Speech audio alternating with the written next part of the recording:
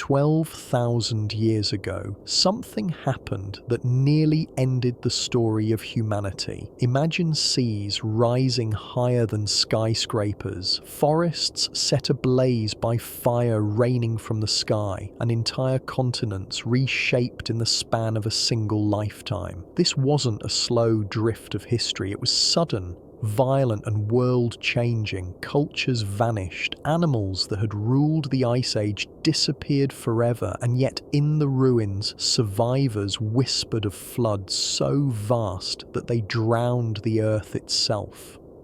Those whispers became myths of Noah, of Atlantis, of Manu guided by a giant fish, of gods who punished with water. But what if these myths are not stories at all, but memories? What if the Great Flood was real and its cause still hides in the scars of our planet? Was it ice melting and lakes bursting? Was it fire from the heavens? Or was it something even more mysterious? Something that could erase entire civilizations without leaving a trace? Tonight, let us journey into one of the deepest enigmas of human history. Come with me, and together we will explore the secrets of what really caused the Great Flood of 12,000 years ago. 13,000 years ago, the Earth was a planet in transition. Vast ice sheets still gripped the northern hemisphere, stretching down across what is now Canada, the northern United States, and much of northern Europe. These glaciers were staggering in scale. Walls of ice more than a mile thick, pressing down on the land, reshaping mountains, carving valleys, and holding within them an unimaginable volume of water. To stand at the edge of such a sheet would have been to face a horizon of white cliffs, silent and immovable, a frozen ocean on land. Yet the world was not only frozen. At the margins of the ice, new life was beginning to stir. Forests spread northward as the climate slowly warmed after tens of thousands of years of bitter cold. Herds of animals roamed the open plains, mammoths with spiraling tusks, mastodons with heavy jaws, and the giant bison whose herds once thundered like storms across the grasslands. Saber-toothed cats prowled the edges while enormous ground sloths lumbered through the Americas. It was an age of giants, an ecological richness unlike anything we see today. Humans were everywhere, though never in large numbers. In Europe, the Magdalenian culture painted intricate scenes of bison and horses in the depths of caves illuminated by the flicker of fat-fed lamps. These images in Lascaux, in Chauvet, in Altamira are not mere art. They are windows into minds alive in a world of ice. In the Near East, the Natufians gathered wild grains, ground them with stone mortars, and began to linger in permanent or semi-permanent camps. These were the seeds of agriculture, fragile but real, laid down on landscapes that seemed stable and fertile. In North America, the Clovis people hunted mammoths with fluted spear points so finely crafted that archaeologists still marvel at their balance of form and function. Across Asia, communities adapted to steppe and tundra, following herds and rivers. In Australia, Aboriginal peoples passed down stories of a land already tens of thousands of years old, binding memory to myth in ways that still echo today. What united these cultures was not geography or language, but dependence. Dependence on stable seasons, on predictable rivers, on the slow, cautious rhythm of warming that had been unfolding since the Ice Age reached its peak. For generations, the Earth seemed to be offering abundance. The ice was retreating, grasslands were flourishing, rivers swelled with fish, lakes teemed with waterfowl, and forests spread into places that had been barren tundra. To the people of that time, it must have seemed that the hardest age had passed and that a gentler one was arriving. Yet beneath this fragile balance lay instability. Today, we know this because the Earth has kept its memory in ice. In Greenland and Antarctica, scientists drill deep cores, extracting cylinders of frozen history. Each layer of ice holds within it tiny bubbles of air, pollen grains, and chemical signatures that record ancient climates with astonishing precision. These cores reveal that the warming at the end of the last ice age was not a smooth, gradual ascent. Instead, it was punctuated by sharp, almost violent swings. Within a decade, temperatures could rise or fall by as much as 10 to 15 degrees Celsius. For a hunter-gatherer society, such swings were more than inconvenience. A decade of warmth could bring rivers swollen with salmon and forests rich with deer. A sudden return of cold could strip that away within a generation, freezing rivers, shortening summers, and driving herds to extinction. A child could grow up in one world while their own children would face another entirely. The predictability that humans depend on to settle, to farm, to store food, all of it could vanish in the span of a lifetime. Great lakes formed where meltwater pooled against the edges of ice sheets. Lake Agassiz in North America stretched across 500,000 square kilometers, larger than all the Great Lakes combined. Its waters were held in place only by unstable walls of ice and earth. Similar lakes appeared across Eurasia, reservoirs of potential energy waiting to be released. Though they seemed calm, these lakes were time bombs. If their dams gave way, the floodwaters would roar across continents. Even before the Great Collapse, the presence of such lakes signaled that the world was precarious. We can imagine what this meant for daily life. A group of hunters might return to a familiar valley only to find it transformed into a lake. A settlement near the coast might see its shoreline creeping inward each season. Families might pass down warnings of winters that never ended, of summers that failed, of rivers that grew too strong to cross. These would not be myths yet, but memories. Memories that would later solidify into stories when the world truly drowned. At this point in history, humanity stood on a threshold. Archaeological evidence suggests increasing complexity.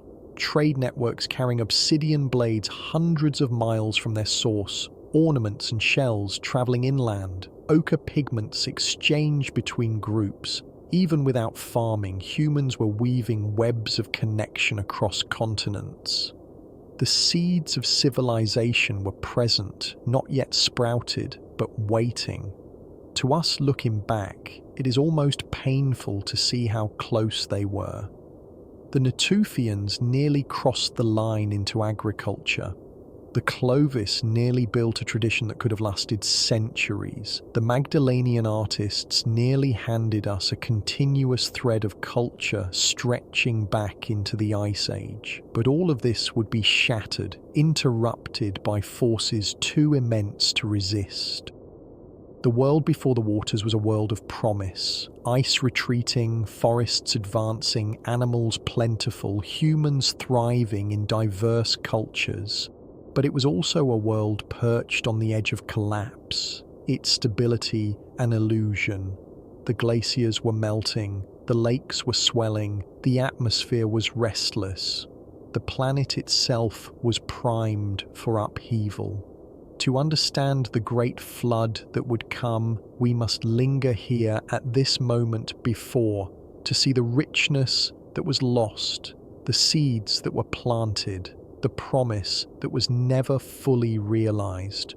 For when the flood arrived, it did not simply drown land, it drowned possibility, silencing cultures before they could flower erasing histories before they could be written. And perhaps that is the most haunting truth of all, that our story might not have begun where we think it did, but restarted on ruins hidden beneath the sea. The calm that followed the slow retreat of the ice was shattered almost in an instant. For generations, people across the northern hemisphere had known a world that was becoming warmer, wetter, more abundant. Trees were advancing, rivers swelling with fish, game spreading across grasslands.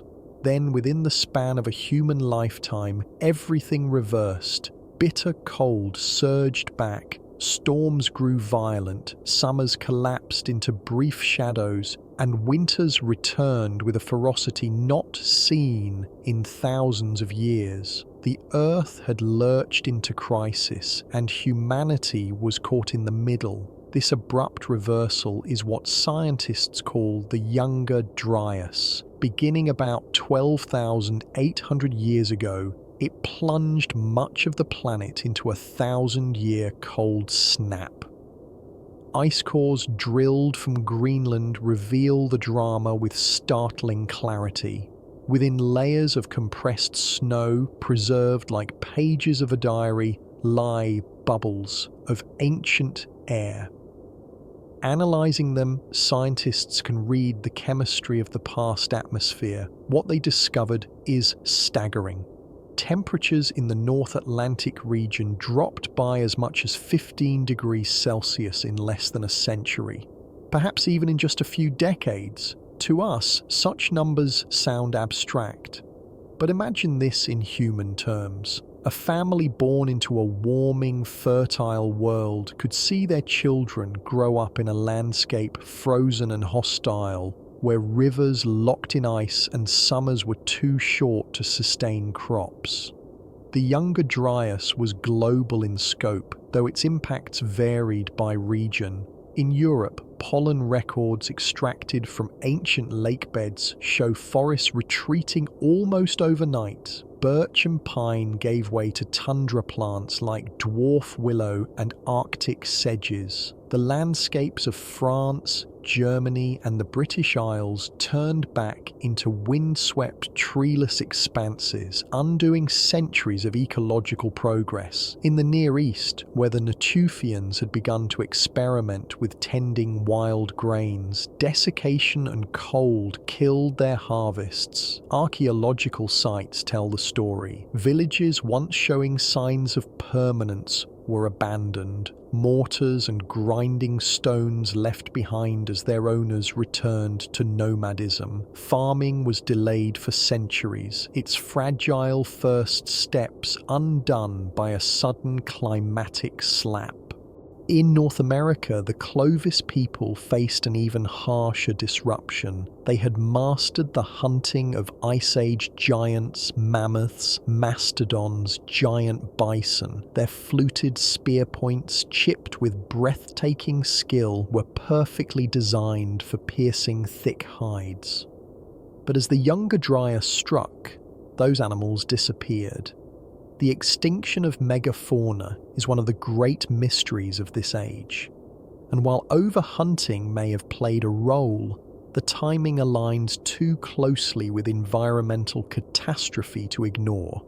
Imagine a culture built on hunting mammoths suddenly stripped of its prey. The archaeological record shows Clovis sites vanishing just as the Younger Dryas begins, their tools buried in silence. Further evidence comes from sediments and ice itself. Dust deposits in Greenland's cores thickened dramatically, suggesting fierce winds scoured the land and carried soil for miles. Layers of volcanic ash mingled with soot, telling of firestorms that raged even in the cold. Across North America, a strange layer of darkened soil appears, called the black mat. Rich in charcoal and microscopic debris, it suggests a continent-wide episode of burning. Forests ignited, prairies consumed. To live through this would have been to see the sky darken, the sun dimmed to a red ember by smoke.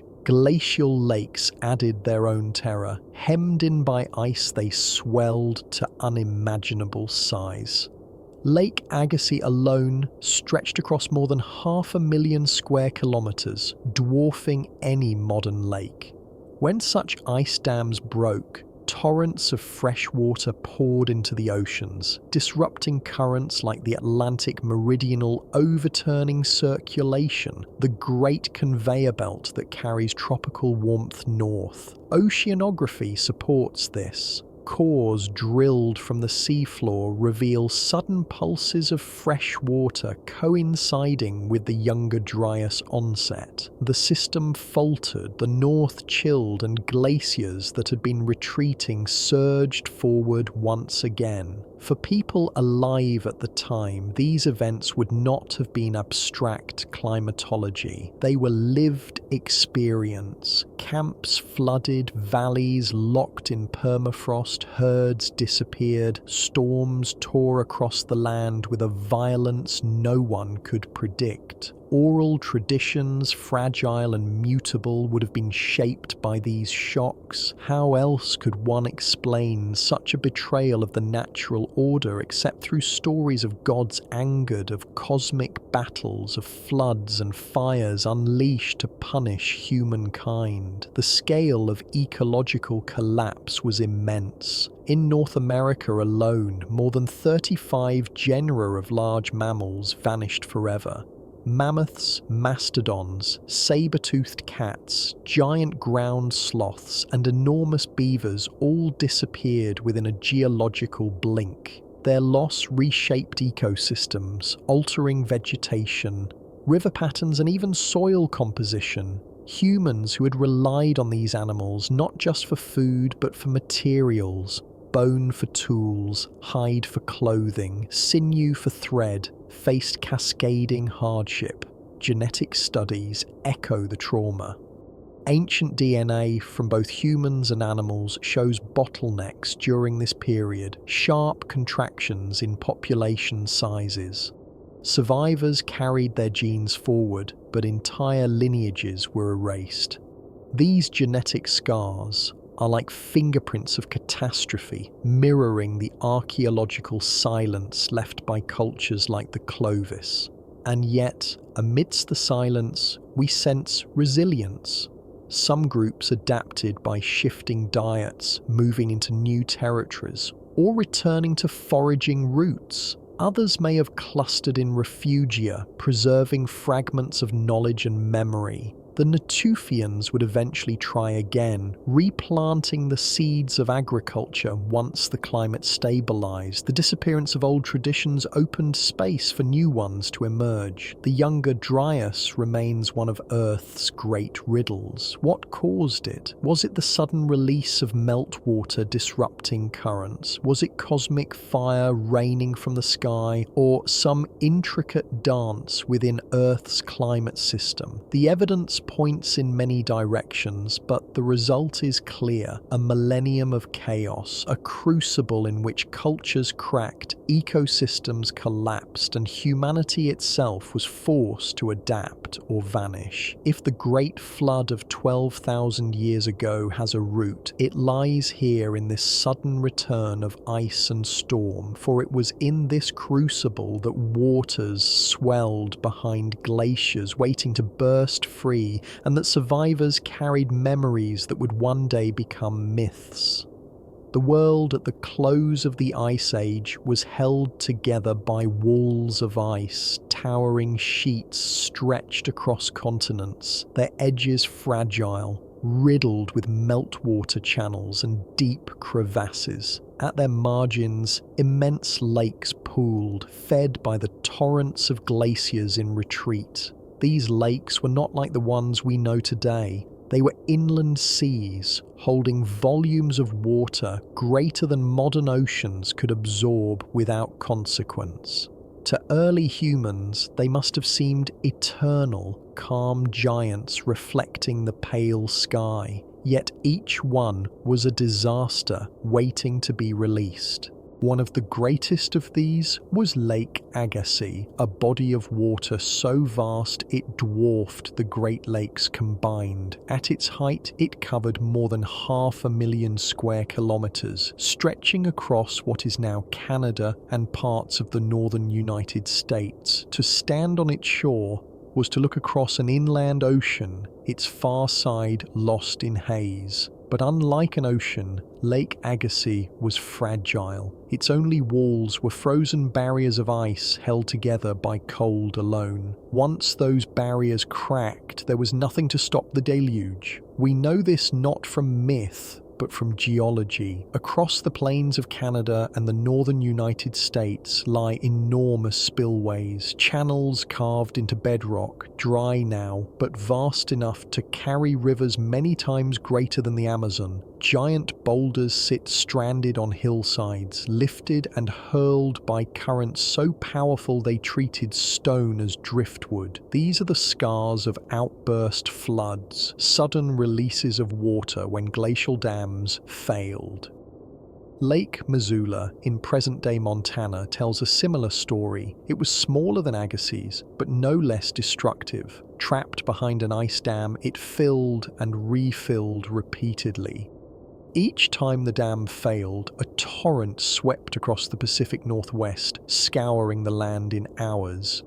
Imagine a wall of water 300 feet high, thundering across valleys, traveling at highway speeds. It ripped soil from the ground, carved out coulees and dry falls, and left behind the bizarre scablands of Washington state. These landscapes are so extreme that early geologists refused to believe floods could explain them. Only after decades of debate and mounting evidence of massive ripple marks, stranded boulders, and sudden erosional features did the truth emerge. Cataclysm, not gradual change, had shaped the land. The Missoula floods were not a one-time event. Geological records show they happened dozens of times over thousands of years. Each time the ice dam reformed, the lake refilled, and each time it failed again, unleashing chaos. For early humans living in the region, these were not abstract forces. Camps, hunting grounds, and river crossings would have been obliterated in hours. Oral traditions among native tribes of the Northwest speak of water that chased people up the mountains, of valleys filled with roaring seas. These may be distant memories of the floods themselves, encoded into story. Europe had its own hidden catastrophes. As glaciers melted, proglacial lakes formed in valleys from the Alps to Scandinavia. When their dams failed, floods roared through river systems, reshaping landscapes like the Rhine and Danube. In Siberia, floods from collapsing ice barriers sent torrents across tundra plains, leaving behind channels so broad they are visible from space. Even the English Channel may have been carved in part by catastrophic flooding when meltwater broke through natural barriers that once connected Britain to the continent. Scientists studying these events rely on more than landscapes. Sediments tell the same tale. In Washington, thick layers of gravel and silt alternate with layers of fine lake sediment, evidence of repeated flooding. In marine cores from the North Atlantic, spikes of fresh water appear suddenly, coinciding with meltwater surges. These interruptions in ocean chemistry likely disrupted the great conveyor belt of currents, cooling the northern hemisphere and contributing to the younger Dryas freeze. To picture these floods is to understand their violence. Imagine standing in a valley, hearing a distant roar that grows until the air itself vibrates. A wall of water appears, carrying icebergs, trees, and boulders in its churning mass. In minutes, everything is swept away: soil, animals, people. When the waters recede, the land is unrecognizable, stripped bare, gouged into new shapes, seeded with stones from faraway places. For survivors, the memory of such an event would be impossible to forget. The scale also explains the persistence of flood myths. Cultures that experienced such destruction would pass the story to their children, who would pass it to theirs. Over centuries, the details blurred. Gods and symbols replaced descriptions of ice dams and torrents, but the core remained. The world drowned. Only a few survived, and everything had to begin again. The rupture of ice-dammed lakes is one of the most tangible mechanisms behind the Great Flood. It links the geological record with human memory. It shows how natural processes triggered by climate change at the end of the Ice Age could create cataclysms that looked and felt like the end of the world. Yet for all its power, water alone may not tell the whole story. For some evidence suggests that something more sudden, more violent struck from above. Fire as well as flood, the sky joining the ice in reshaping the earth. Across the frozen plains of North America, something strange is recorded in the soil. Archaeologists digging through layers of earth notice a thin black band that appears almost everywhere at the same depth, from the Great Plains to the Carolinas, from Canada to Mexico.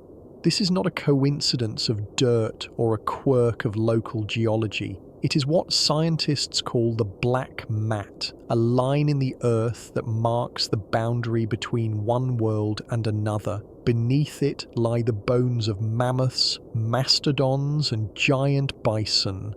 Above it, silence. The layer is dark, rich in soot, nanodiamonds, and melted droplets of rock, evidence of something that burned, something that shattered, something that arrived not from below, but from above. The Younger Dryas impact hypothesis suggests that around 12,800 years ago, fragments of a disintegrating comet or asteroid struck the Earth or exploded in the atmosphere, triggering fires, floods, and a cascade of environmental collapse. It is controversial, resisted by many in mainstream science, yet the clues are undeniable. Nanodiamonds are especially telling. They form only under extreme pressure and heat, conditions generated in cosmic impacts. Melt glass droplets, tiny spheres of rock fused and then cooled in an instant, are scattered across sites in North America and beyond. Magnetic spherules rich in iron litter the same horizon. Together they tell a story of sudden, catastrophic heat. Consider what such an event would have looked like to those alive at the time, the sky itself igniting, a blinding streak of light racing across the heavens, followed by an explosion so powerful it turned night to day. Shock waves flattening forests, wildfires igniting across entire continents, choking the air with smoke. Herds of animals scattering in panic, only to vanish as ecosystems collapsed. Rivers boiling as fragments crashed into ice sheets, sending meltwater torrents roaring across the land. For hunter-gatherers, there could be no explanation but divine wrath, gods or spirits tearing the heavens open in anger. We find echoes of this in myth. The Hopi remember fiery serpents that fell from the sky. Hindu texts describe stars cast down to earth, bringing destruction before renewal. In Norse tradition, fire is destined to sweep across the world during Ragnarok, just before its rebirth. These are not simple stories of morality. They carry the tone of memory, of trauma, trauma passed down across millennia. The impact hypothesis also ties directly to water. If fragments struck the Laurentide ice sheet in North America, the heat of their explosions could have vaporized vast amounts of ice instantly. Imagine entire lakes evaporating in moments, glaciers destabilized, torrents unleashed. The sudden surge of meltwater into the North Atlantic would have disrupted ocean circulation, shutting down the currents that carried warmth northward and plunging Europe back into glacial cold. In this way, fire and ice were partners, one triggering the other, together creating the chaos of the Younger Dryas. The evidence is not confined to North America. Sites in Europe and the Middle East show similar anomalies, spikes of soot, carbon, and microscopic impact markers dating to the same period. At Abu Huraira in Syria, one of the world's earliest known farming villages, glassy spherules suggest buildings and fields were scorched by heat intense enough to melt stone. In Chile, thousands of miles away, sediment layers carry signs of burning from the same horizon. If true, this was not a local event, it was hemispheric, perhaps even global. Skeptics argue that natural wildfires or volcanism could explain some of the data. They caution against overreach, pointing out inconsistencies in dating or uneven distribution of markers. Yet the pattern remains. Everywhere one looks around 12,800 years ago, there is disruption, sudden extinctions, cultural collapse, evidence of burning, and the onset of 1,000 years of ice. It is too much to be dismissed as coincidence. Modern analogies help us grasp the scale. In 1908, a small comet or asteroid exploded over Tunguska in Siberia. The blast flattened more than 2,000 square kilometers of forest, releasing energy equal to hundreds of Hiroshima bombs. Yet Tunguska left no crater, only scorched earth and trees leveled outward like matchsticks.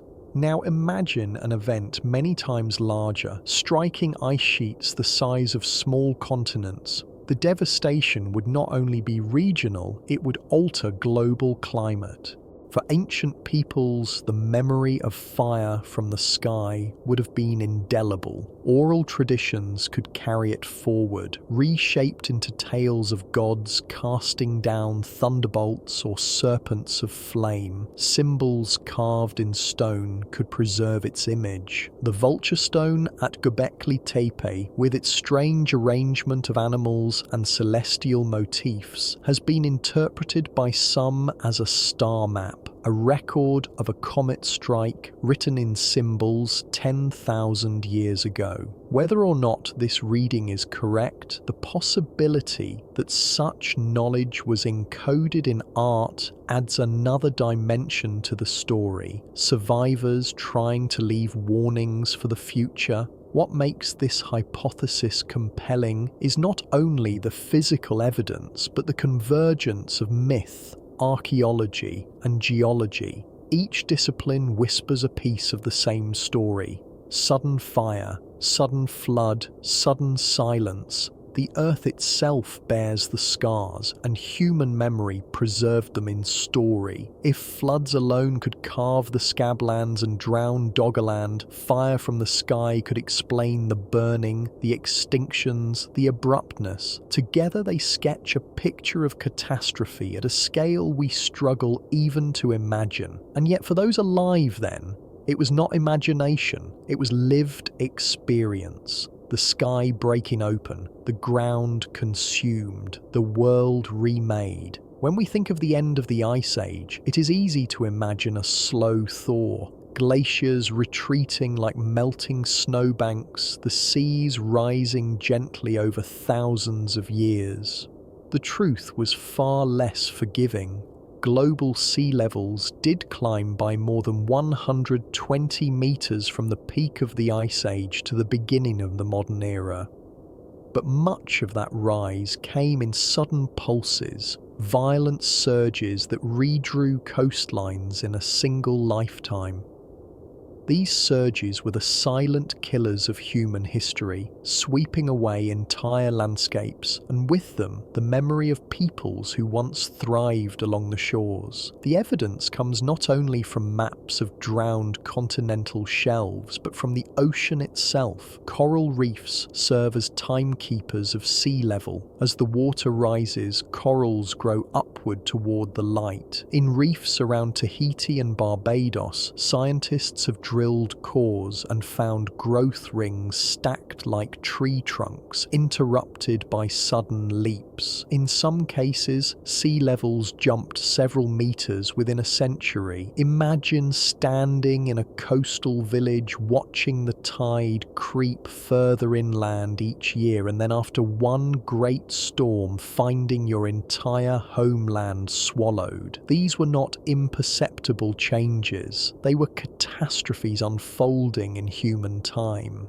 Beneath the North Sea lies Doggerland, once a vast plain connecting Britain to continental Europe. Rich in rivers, marshes and forests, it was home to deer and human communities who fished and hunted across its fertile expanse.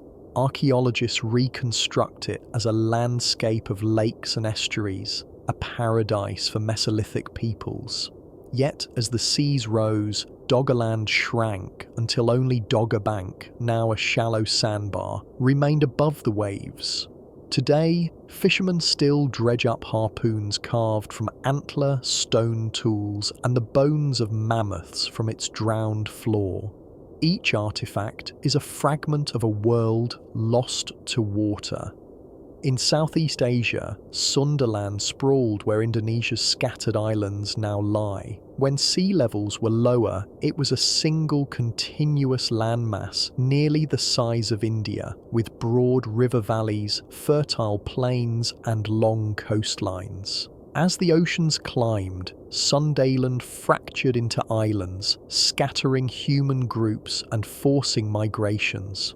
Oral traditions across the region preserve memories of drowned homelands and vanished lands beyond the horizon. Genetic studies even suggest that the dispersal of Austronesian peoples may have roots in this flooding, their migration patterns shaped by seas that rose to swallow their heartland. The story is similar elsewhere. Off India's western coast, the Gulf of Kambat has yielded sonar images of geometric patterns buried beneath thick sediment. Some researchers interpret these as the remains of ancient walls and streets, although debate continues. Whether natural or man-made, the timing of their submersion aligns with rapid sea level rise at the end of the Ice Age. In Japan, the Yonaguni Monument lies beneath 20 meters of water, its massive terraces and steps resembling a sunken temple. While many geologists argue it is a natural formation, the sharpness of its edges and the patterns of its platforms fuel speculation that it too may be a drowned relic of human activity. Even the Black Sea tells a tale of deluge. Around 5,600 BC, Mediterranean waters are thought to have surged through the Bosphorus, flooding the basin in what some call the Noah's Flood hypothesis. Before this, the Black Sea may have been a smaller freshwater lake. Rising seas transformed it into the saltwater expanse we know today, drowning settlements along its shores. Archaeologists have found traces of ancient habitation beneath its waters, adding weight to the idea that real events inspired later myths. In the Bahamas, submerged caves known as blue holes hold their own testimony. Stalactites within these caves were once exposed to air, growing drop by drop in open chambers. Today, they lie drowned, their tips truncated by water levels that rose abruptly thousands of years ago. Each stalactite is a fossilized witness, marking the moment the seas claimed the caves. For early humans, the loss of coastlines was more than geography. It was the erasure of memory. Rivers, estuaries, and fertile deltas had drawn people to the edge of the sea since long before written history. These were the places where fish were plentiful, soils were rich, and trade was easiest. To lose them was to lose entire communities, rituals, and traditions. What we now see as continental shelves, sonar-mapped and silent, were once homelands. How many of humanity's first settlements now rest beneath 100 meters of water, sealed away with their tools, art, and stories? Flood myths from around the world may preserve fragments of this trauma. The Aboriginal peoples of Australia tell of coasts that once lay further out, now beneath the waves, accounts that match geological reconstructions of post-glacial sea level rise. In Celtic lore, the land of Lyonesse is said to lie beneath the sea off Cornwall. In Tamil tradition, Kumari Kandam, a lost land south of India, was swallowed by the ocean. These stories scattered across continents may be poetic memories of very real drownings. For archaeologists, the challenge is daunting. The evidence of these vanished cultures lies underwater, covered by layers of sediment difficult to access. Yet already, divers and sonar surveys have revealed enough to suggest that the floodwaters of 12,000 years ago did more than redraw coastlines. They may have erased the earliest experiments in urban life, the first temples, the first seafaring networks. If true, then the flood was not merely natural disaster, but a historical reset, a force that drowned the opening chapters of our story. The oceans rose, the lands drowned, and humanity was forced inland to higher ground. What remained were not thriving villages, but absences in the archaeological record.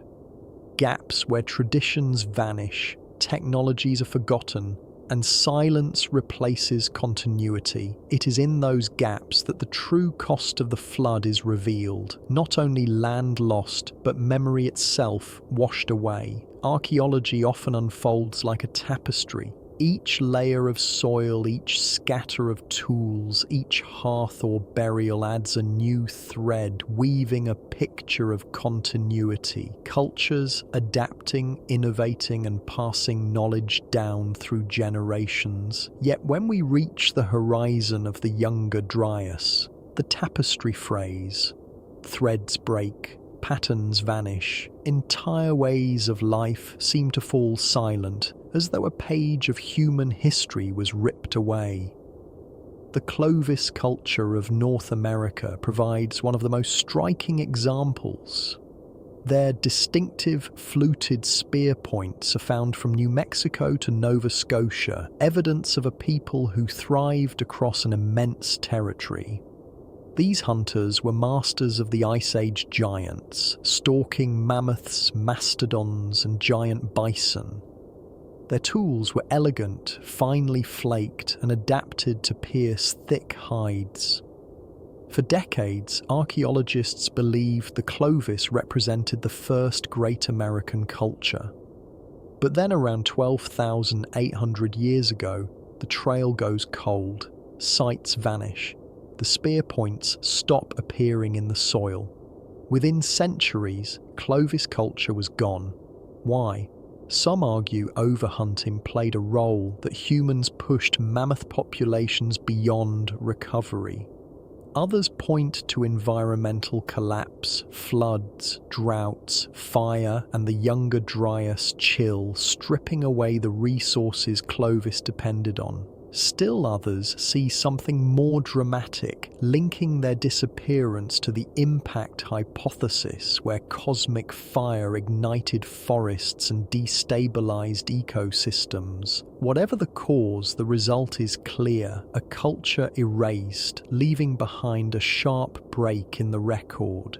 The silence is not limited to North America. In the Levant, The Natufians were poised on the threshold of a revolution. They had begun to settle in stone houses, to harvest and store wild grains, and to bury their dead in cemeteries. Grinding stones and mortars litter their sites, testifying to an emerging relationship with agriculture. But when the younger Dryas struck, the rains failed, the cold returned, and their crops withered. Archaeological evidence shows settlements abandoned, communities dispersing back into nomadic bands. Farming, which could have transformed human life millennia earlier, was delayed. It would not fully recover until the climate stabilized nearly 2,000 years later. The pattern repeats across continents. In Europe, the Magdalenian culture, famed for its cave art, contracted sharply. Paintings in Chauvet and Lascaux speak of communities with rich symbolic lives. But after the Younger Dryas begins, such sites diminish. Groups scattered, retreated, or disappeared entirely.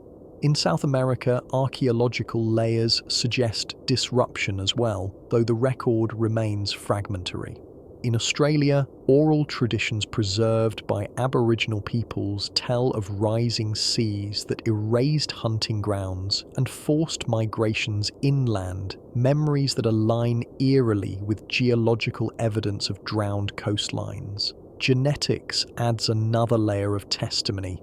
Ancient DNA reveals population bottlenecks around this time, moments when human numbers shrank dramatically. Survivors carried their genes forward, but diversity narrowed. Some lineages were lost entirely. These genetic scars mirror the cultural silences, whole communities vanishing without descendants to carry on their ways. Material culture tells the same story. Stone tool traditions, once widespread and distinctive, vanish from the record.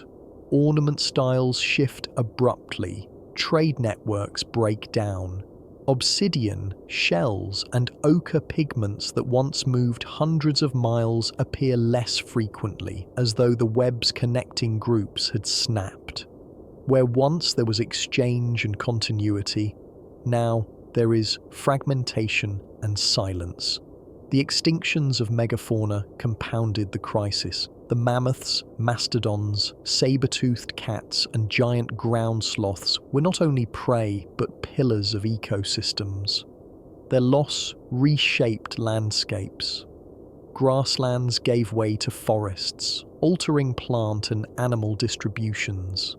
For human cultures tied to these animals, the impact was catastrophic. Hunting strategies collapsed. Sources of food, tools, and clothing disappeared. Communities adapted where they could, shifting to smaller game, expanding fishing, gathering more plants. But some could not. For them, the disappearance of animals meant the disappearance of themselves.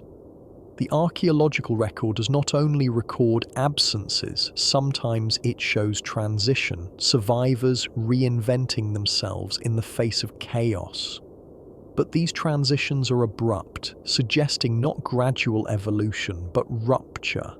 The Natufians falling back into mobility, the Clovis replaced by later traditions that look entirely different. The sudden emergence of new practices elsewhere, as though survivors carried fragments of knowledge into a world reset. To imagine the human experience of this collapse is to think beyond numbers and tools. Imagine a child growing up in a Natufian village, watching her family build stone houses and grind wild grains into flour, believing the world is changing forever.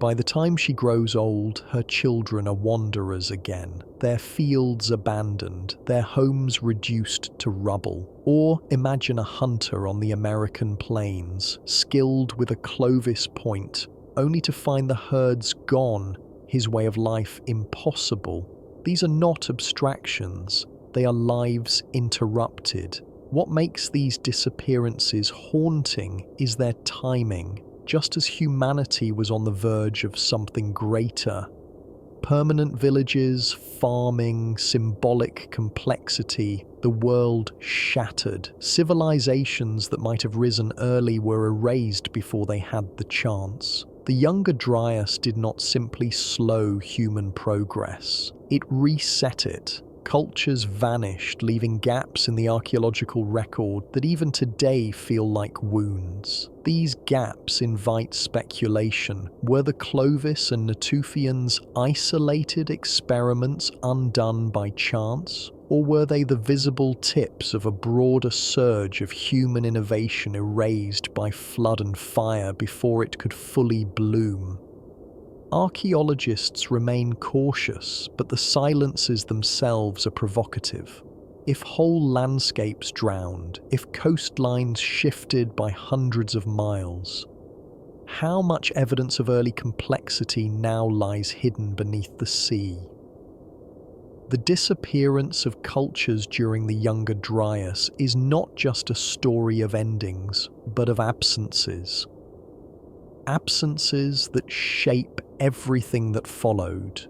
Humanity had to begin again, carrying only fragments of what was lost, and out of this silence, something remarkable emerged. New monuments carved in stone as though survivors were determined to preserve their memory in forms the flood could not erase. High on a limestone ridge in southeastern Turkey lies a place that should not exist, at least not according to the timelines most historians once believed. Buried under layers of soil for thousands of years, Göbekli Tepe emerged in the 1990s as one of the most astonishing archaeological discoveries of the modern era. What archaeologists found was not a village, nor a farm, nor even a city. It was a temple, a monumental site of carved pillars, some rising over 16 feet tall, arranged in vast circles that predate Stonehenge by 7 millennia. The sheer audacity of Göbekli Tepe challenges everything we thought we knew about humanity at the end of the Ice Age.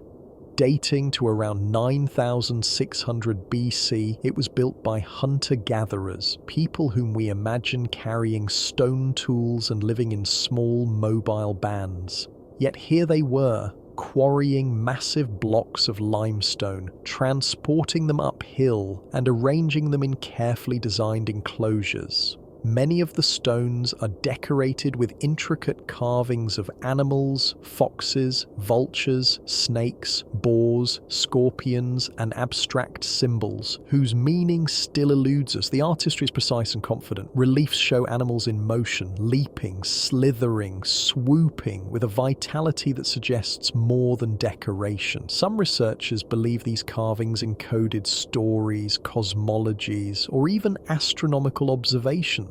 One pillar, known as the Vulture Stone, depicts a series of animals that some interpret as constellations, possibly recording a cometary impact around 10,900 BC, the same event hypothesized to have triggered the Younger Dryas.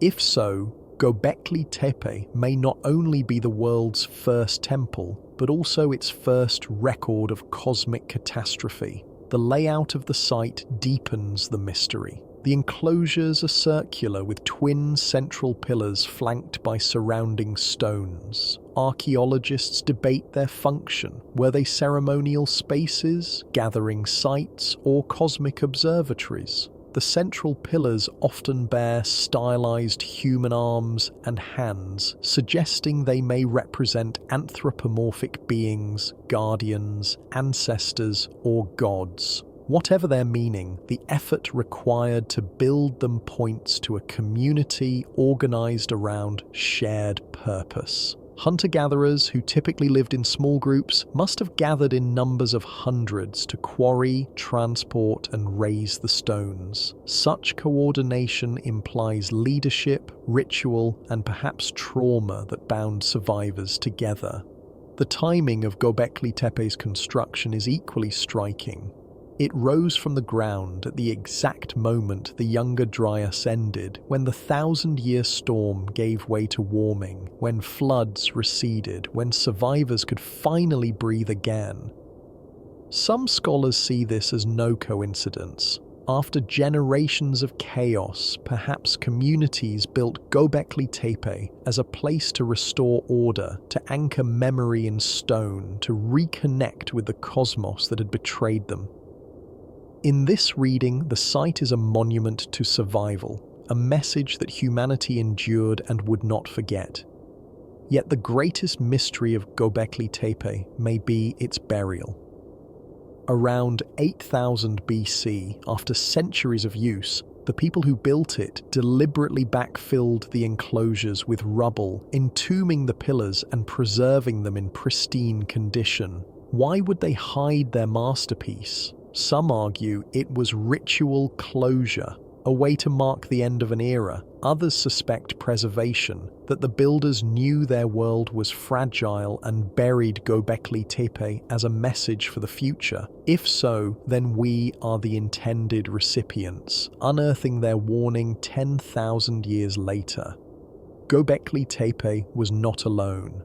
The surrounding region, known as Taş Tepe, the Stone Hills, is dotted with similar sites. Karahan Tepe, Habetsuvan Tepe, Sefer Tepe.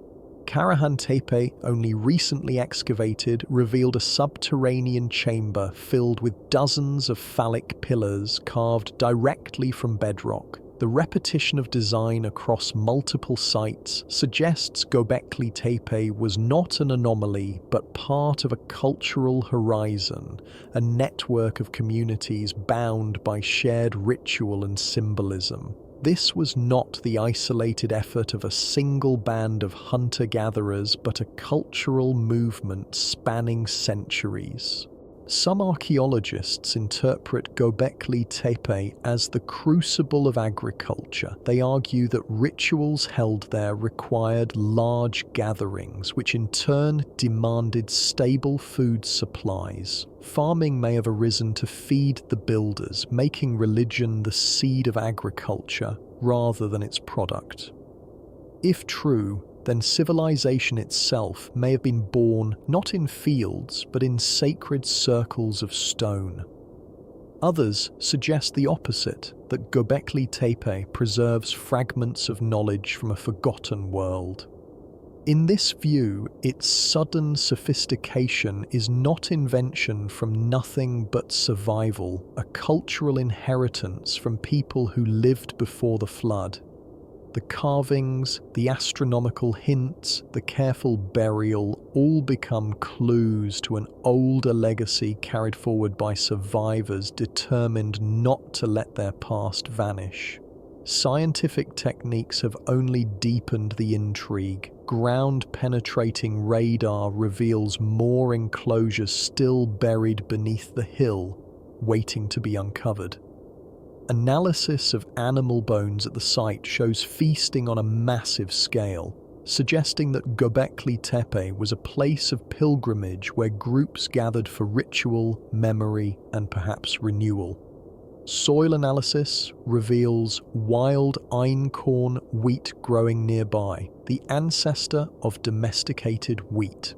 Was this coincidence or evidence of the first attempts at cultivation linked directly to the temple? To walk among the pillars today is to feel the weight of something uncanny. The stones rise in silence, their carvings sharp despite 10,000 years. The air feels heavy, as though the site remembers what it was built to preserve. Göbekli Tepe is not simply archaeology, it is testimony. Testimony that humanity, scarred by flood and fire, sought to anchor memory in stone, to create a monument that could withstand the erasure of water, ice, and time. In the silence left by vanished cultures, Göbekli Tepe speaks. It is the threshold between what was lost and what endured, between the disappearance of the Clovis and Natufians and the rebirth of complexity in the Holocene.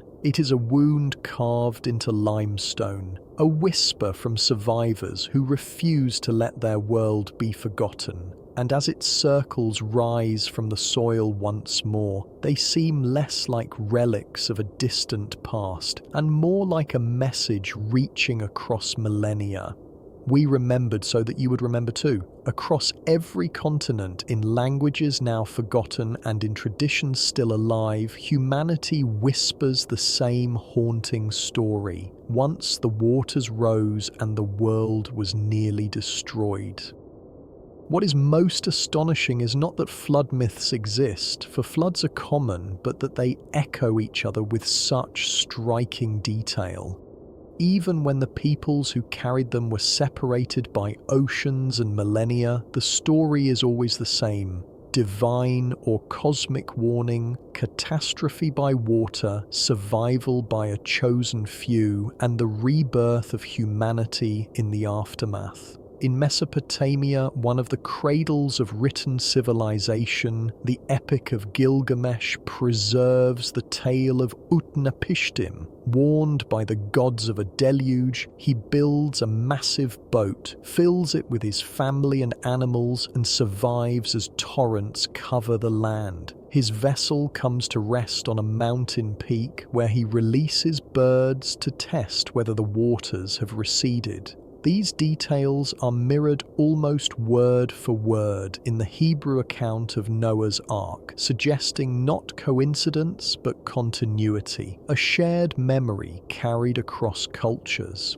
Even older, the Atrahasis epic repeats the same tale, linking divine punishment with survival by vessel. In Greece, the flood of Deucalion and Pyrrha tells the same story in Hellenic dress. When Zeus resolved to cleanse a corrupt humanity, he unleashed a flood. Deucalion and his wife survived in a wooden chest that floated for 9 days and nights until it rested on Mount Parnassus.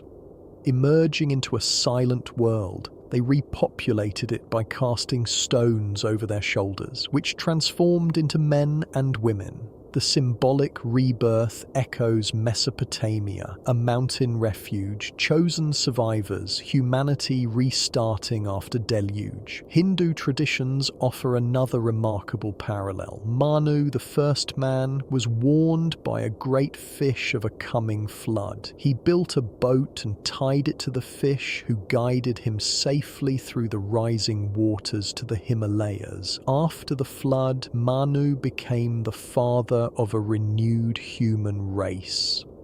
Again, the motifs are clear. A warning, a vessel, survival, and rebirth. This tale is embedded in some of the oldest Sanskrit texts, suggesting a memory carried across thousands of years. In the Americas, far from the civilizations of the Old World, flood stories persist with the same resonance. The Hopi speak of multiple worlds destroyed in succession, one by fire, another by flood. In the Great Lakes region, the Ojibwe tell of a time when the earth was entirely submerged and animals dove into the depths to retrieve soil to remake the land. The Muskogee Creek recount waters rising until people clung to the tallest trees.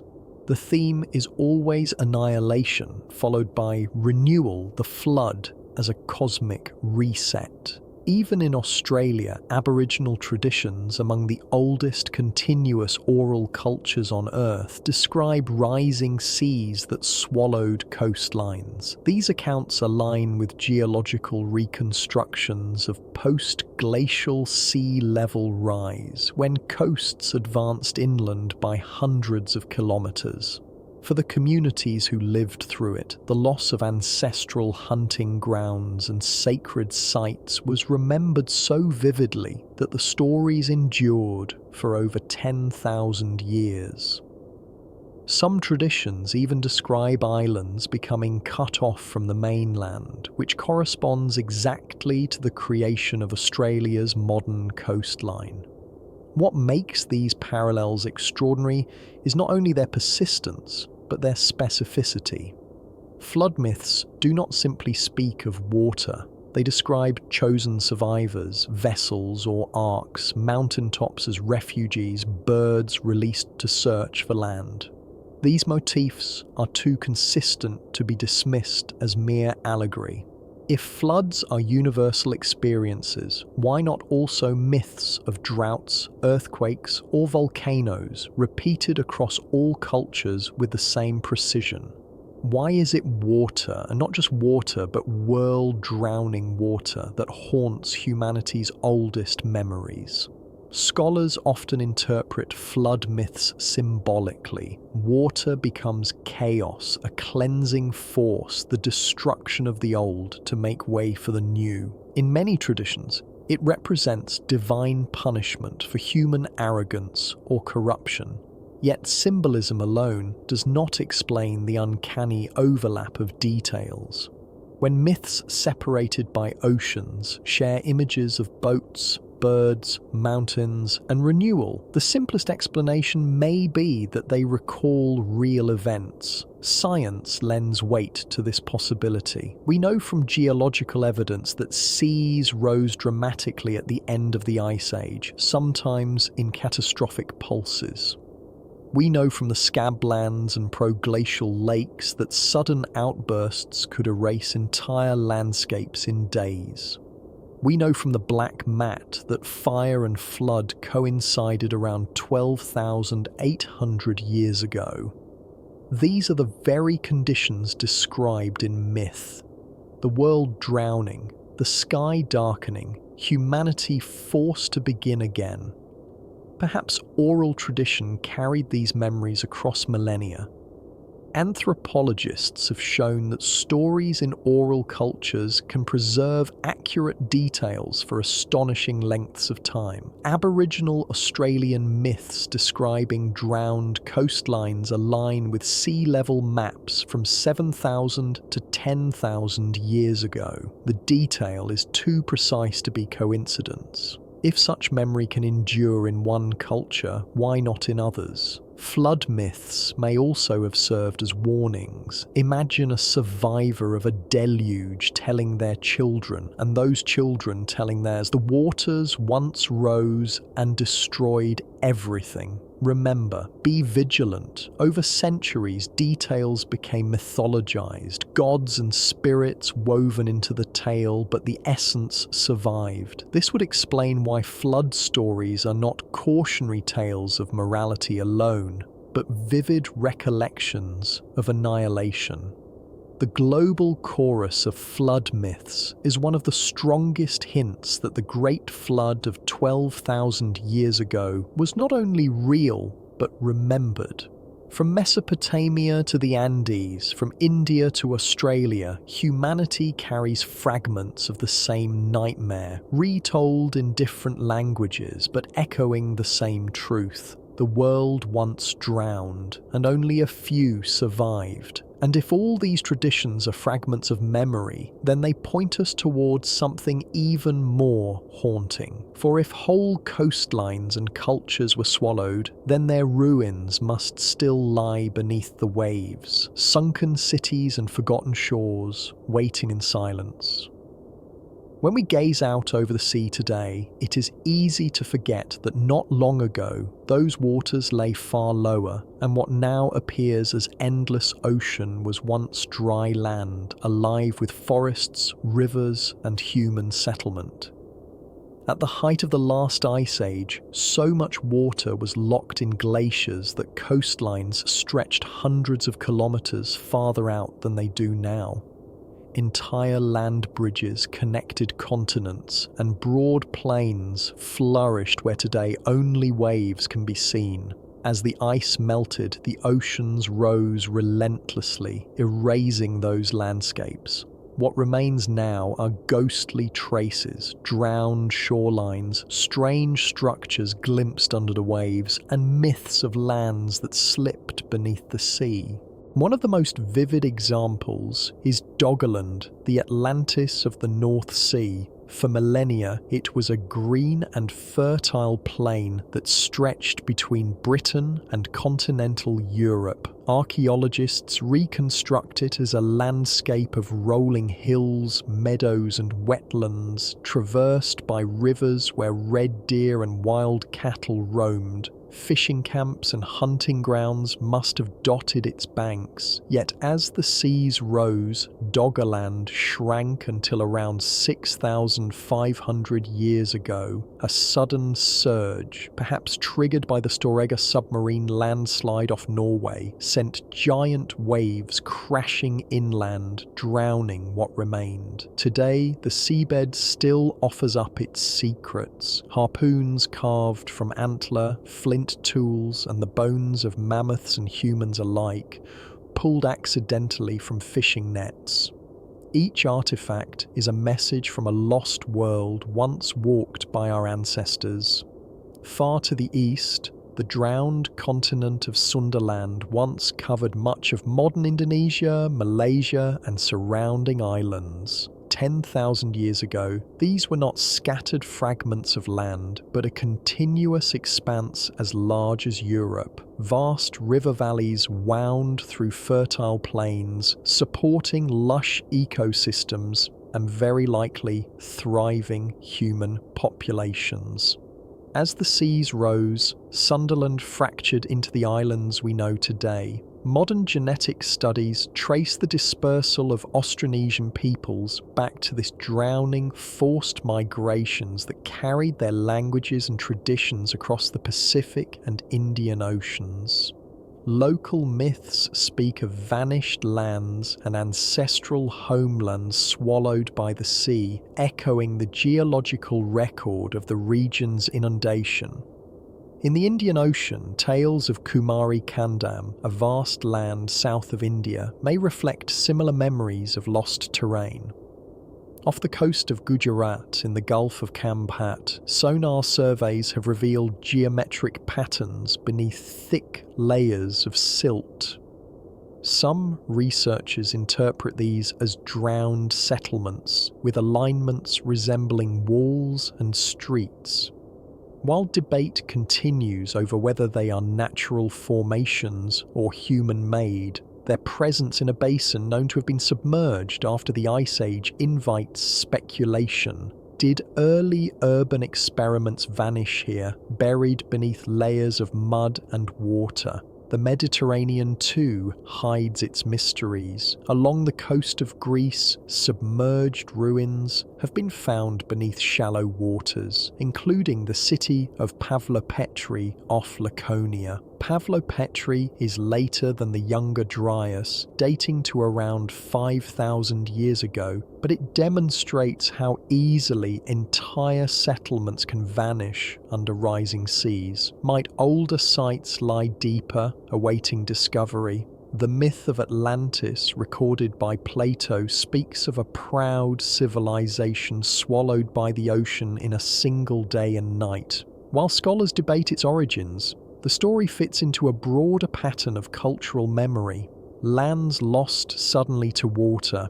In the Pacific, the Yonaguni Monument off Japan's Ryukyu Islands adds another layer of enigma. Beneath 20 meters of water lies a massive stone formation with sharp terraces, steps, and what appear to be broad platforms.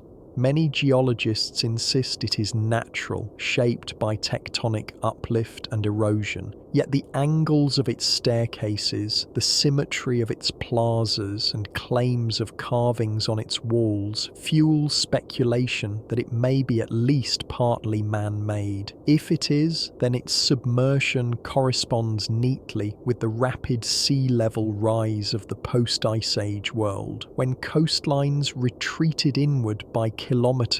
Further west, the Persian Gulf once held a fertile plain at its centre, where the Tigris and Euphrates joined before meeting the sea. Today it lies beneath shallow waters, but archaeologists suggest this Gulf oasis may have supported human settlement before being drowned. Intriguingly, this is the same region where Sumerian myths later told of Eridu, one of the first cities, and of floods sent by gods. Perhaps the cradle of Mesopotamian civilization stood quite literally upon drowned foundations. Even the Americas hold hints of forgotten shores. Off the coast of Cuba, sonar surveys in deep water have detected geometric features that some interpret as possible ruins. Though controversial and unconfirmed, the possibility that early Caribbean cultures were erased by rising seas cannot be dismissed. In South America, Lake Titicaca sits high in the Andes, but legends there recall a flood that once covered the land, from which Viracocha, the culture bringer, emerged. Might these highland myths preserve echoes of coastal floods that drove people inland? What unites these examples is not certainty, but absence. We know the seas rose by more than 120 meters. We know countless coastal plains, deltas, and valleys were drowned. We know humans lived there because humans have always been drawn to the fertile edge between land and water. Yet most of that evidence lies hidden now beneath mud and ocean, accessible only to the most difficult forms of archaeology. What we have are fragments, tools dragged up in nets, sonar images of strange patterns, half-drowned ruins discovered by divers. These fragments hint at entire chapters of human history written on shores that no longer exist. The myths of Atlantis, Lyonesse, Kumari Kandam, and countless others may not describe literal places, but they preserve the memory of loss. People remembered that once there was land, and then the land was gone.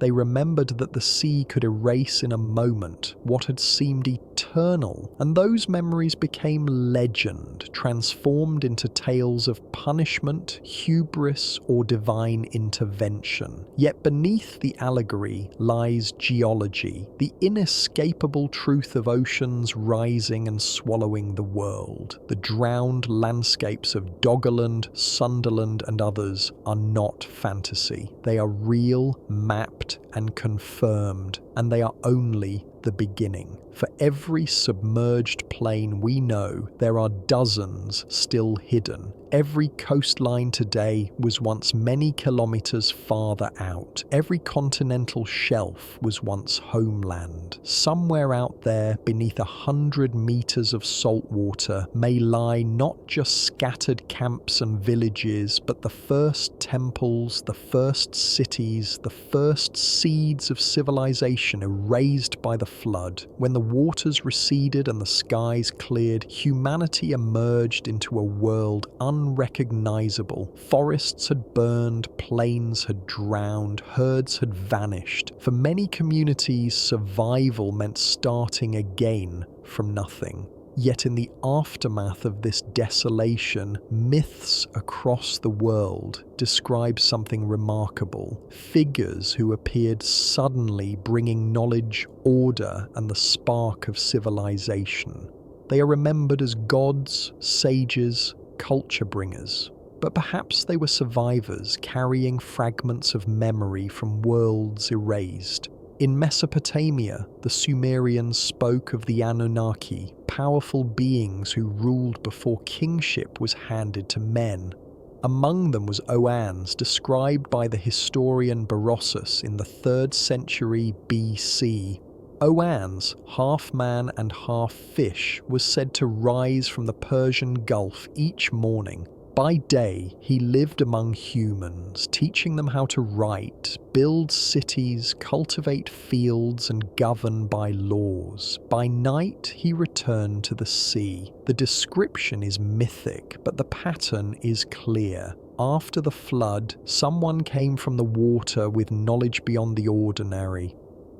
The imagery of water may recall not only the sea itself, but the deluge from which civilization had to be rebuilt.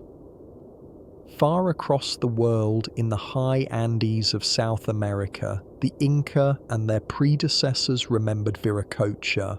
Emerging from Lake Titicaca after a great flood, he walked across the land, teaching survivors how to farm, craft, and live in harmony. Chroniclers described him as tall, bearded, and radiant, unlike the local people. Viracocha eventually departed across the Pacific, promising to return. His role mirrors that of Oannes. He comes from water after disaster, bearing knowledge that resets humanity. In Mesoamerica, Quetzalcoatl, the feathered serpent, played a similar role. Though worshipped as a god, he was also remembered as a teacher who introduced agriculture, laws, and astronomy. Myths tell of earlier worlds destroyed in cataclysm, including by flood, after which Quetzalcoatl restored order. Among the Maya, the same figure appears as Kukulkan. Across cultures separated by oceans, the image repeats, a luminous being, half human, half other, guiding shattered peoples into new ways of life. Even in North America, flood survivors are not left unaided. The Hopi speak of the ant people who sheltered humanity underground when the world above was destroyed. When it was safe to return, they guided humans back to the surface, teaching them how to plant and survive. Among the Sioux, tales describe White Buffalo Calf Woman, a divine teacher who brought sacred rites after a time of upheaval. Again, the motif surfaces. After destruction, instruction. The parallels grow harder to dismiss. Why should cultures so distant with no contact share the same structure of story? Catastrophe, flood or fire, survivors clinging to life, and then a figure who teaches, who restores, who sets the pattern for civilization. Archaeology offers context. Sites like Göbekli Tepe suggest that within a few centuries of the Younger Dryas, survivors were building monuments far beyond what hunter-gatherers were supposed to achieve. The sudden leap hints that knowledge was preserved and reintroduced rather than discovered anew. Trade networks re-emerged with surprising speed, as seen in obsidian blades carried hundreds of miles or shells found deep inland. Symbolic systems, carvings, figurines, astronomical alignments appear almost fully formed. This discontinuity makes sense if survivors carried cultural memory across the reset, teaching others what had once been known. Even the details in myths suggest encoded history. Oannes is half man, half fish, a symbol for knowledge arriving by sea, perhaps from drowned coastal peoples who moved inland. Viracocha emerges from a lake, water as the womb of rebirth after the deluge. Quetzalcoatl is feathered and serpentine, sky and earth united, a bridge between worlds. These symbolic costumes may mask real humans whose knowledge seemed godlike to traumatized survivors.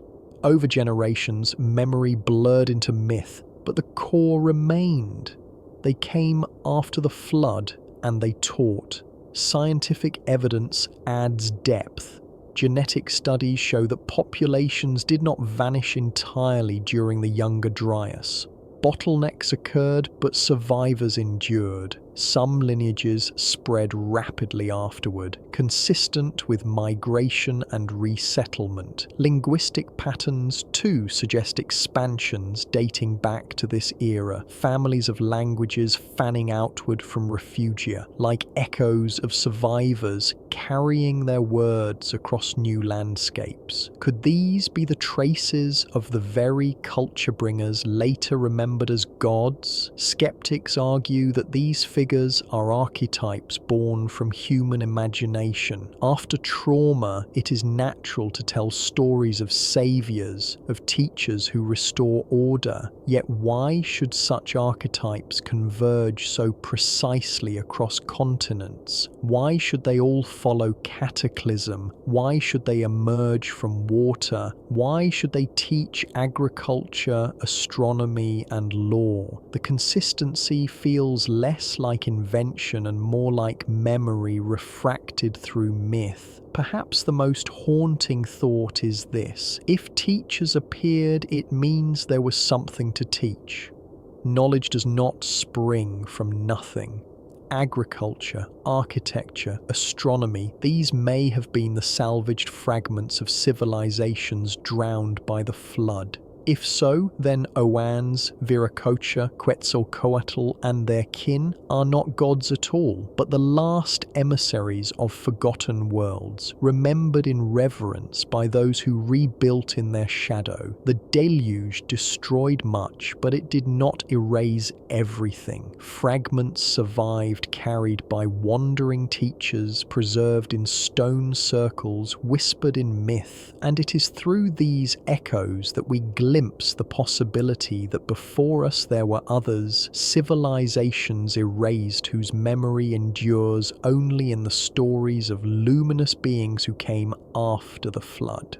The story of the Great Flood is not only told in stone, sediment and myth, it is also fought over in classrooms, conferences and bookshelves. Few topics in archaeology and geology ignite as much passion as the Younger Dryas and its possible connection to humanity's lost past. For some, the evidence is clear: abrupt climate change, catastrophic floods, cultural collapses, and a global trauma remembered in myths.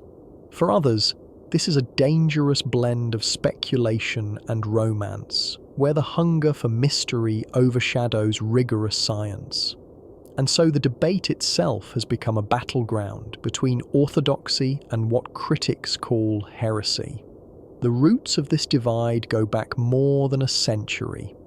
In the 1920s, J. Harlan Bretz shocked the geological world with his claim that the bizarre channeled scablands of Washington state were formed not by slow erosion, but by sudden cataclysmic floods.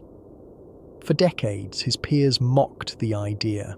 Catastrophism, the notion that sudden disasters shaped Earth's history, was considered outdated. Gradualism, the belief that landscapes formed slowly over vast time, was the reigning dogma. But in the 1970s, Bretz was vindicated. Evidence proved that repeated outburst floods from glacial Lake Missoula had scoured the land in days, creating channels, dry falls, and giant ripple marks. What was once dismissed as heresy is now geological fact. This episode remains a cautionary tale. How often science resists catastrophe until the evidence becomes overwhelming. The Younger Dryas impact hypothesis has revived this old conflict. In 2007, a group of scientists led by Richard Firestone and Alan West argued that a fragmented comet or asteroid struck the Earth 12,800 years ago, triggering continent-wide fires and a sudden return to glacial conditions. They pointed to nanodiamonds, magnetic spherules, and melt glass as evidence. Critics immediately countered that the data was inconsistent, that sampling was flawed, that no crater had been found. The debate has raged ever since, with papers published, retracted, and rebutted, each side accusing the other of bias. For some, the impact hypothesis explains too much to ignore. The black mat, the extinctions, the sudden cooling. For others, it reeks of overreach, a search for drama rather than truth. The controversy extends beyond geology into archaeology. Robert Schoch, a geologist, stunned the world in the 1990s by claiming that the weathering on the Sphinx of Giza was caused not by desert winds, but by heavy rainfall. If correct, the Sphinx would date back to the end of the Ice Age, thousands of years before Pharaonic Egypt. Schoch argued that only sustained rain, last seen in Egypt during the early Holocene, could produce the rounded erosion patterns on the monument's body and enclosure walls. Egyptologists rejected the idea, insisting the Sphinx dates to Pharaoh Khafre around 2500 BC. Yet the debate continues, fueled by the absence of definitive inscriptions linking the Sphinx to any known ruler. Here too, the accusation is the same. Are we protecting evidence or protecting a timeline? Figures like Graham Hancock and Randall Carlson have amplified these disputes to global audiences. Hancock, in Fingerprints of the Gods and Magicians of the Gods, argues that a forgotten civilization perished in the cataclysm of the Younger Dryas, leaving behind scattered monuments and myths. He sees Göbekli Tepe as the smoking gun, a site so advanced, so early that it can only be the legacy of survivors. Carlson, a geologist, points to megaflood features across North America, to drumlins and erratics deposited by catastrophic currents as proof that the Earth convulsed violently at the end of the Ice Age. Together they challenge the linear model of history, proposing instead that civilization is older, interrupted, and repeatedly erased. Mainstream scholars push back forcefully. Archaeologists caution that extraordinary claims require extraordinary evidence. They note that myths are malleable, that Göbekli Tepe could represent innovation rather than inheritance, that absence in the record does not prove lost civilizations. They warn that alternative theories, however compelling, risk confusing the public by blurring the line between fact and speculation. Yet at the same time, they cannot deny the anomalies. The suddenness of the Younger Dryas, the black matte horizon, the abrupt extinctions, the enigmatic ruins that seem to appear out of nowhere. The debate is not just academic. It reflects two ways of seeing the past. One side insists on caution, on building history stone by stone from verifiable evidence. The other embraces mystery, seeing in gaps and anomalies the fingerprints of something more.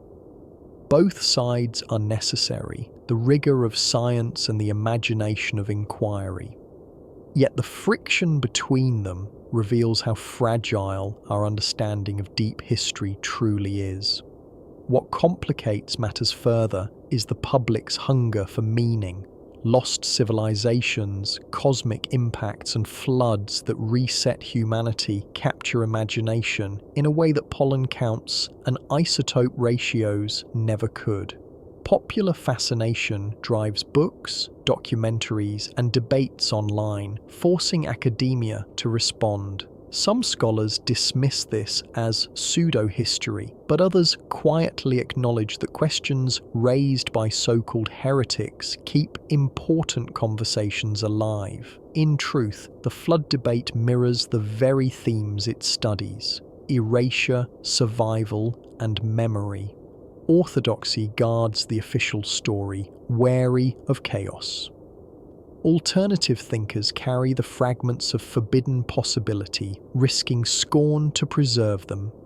The tension between the two ensures that the mystery remains alive, unresolved, and endlessly compelling. The scars of the Younger Dryas are real. Canyons carved by sudden floods, soot-stained soils, cultures that vanish from the record. Whether we see in them the mark of ordinary catastrophe or the echo of a forgotten civilization depends on how we choose to read the evidence. Perhaps the truth lies somewhere between, where science and myth, fact and imagination overlap like two layers of sediment pressed together in the same core. The story of the Great Flood is not only a tale of the past, its echoes roll forward into our own age, carried in stone, in story, and in the rising waters of today. For while we may speak of the Younger Dryas as a distant cataclysm, its lesson is one of fragility, how swiftly abundance can turn to ruin, how easily seas can rise and redraw the map of human existence. Modern science measures change with satellites and sensors, charting each centimetre of sea level rise, yet the numbers on charts mask a more visceral truth. Coastal villages swept away by storms, islands losing ground each year, families forced inland as salt poisons their fields. To those who live by the shore today, the ocean already feels alive, creeping forward just as it once did 12,000 years ago. The parallels are haunting. Then, the survivors wove memory into myth. Utnapishtim, Noah, Manu, Deucalion, the Hopi ant people. Today we watch cities like New Orleans, Jakarta, and Venice wrestle with water, wondering what myths our descendants will inherit. Just as Doggerland drowned, our own coastlines may vanish, leaving behind ruins beneath waves, ready to be rediscovered by some future archaeologist. Archaeology teaches us that silence can be as telling as discovery. The gaps after the Younger Dryas hint at civilizations erased before they had the chance to mature. Could we too become a silence in the record, reduced to plastic remnants and radioactive dust pressed into sediment? If so, our myths may be the last fragile vessels of memory, carried like the flood stories that endured for millennia.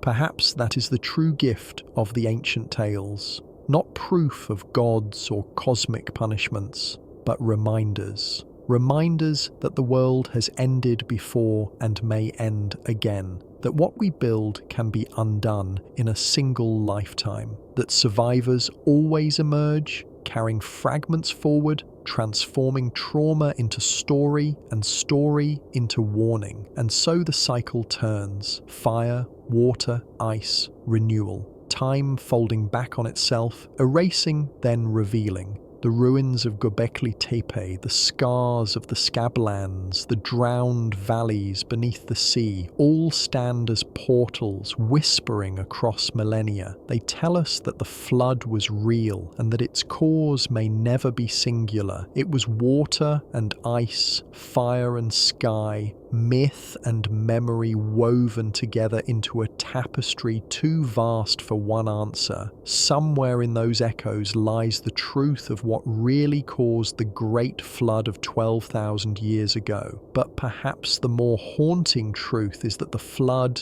is not finished.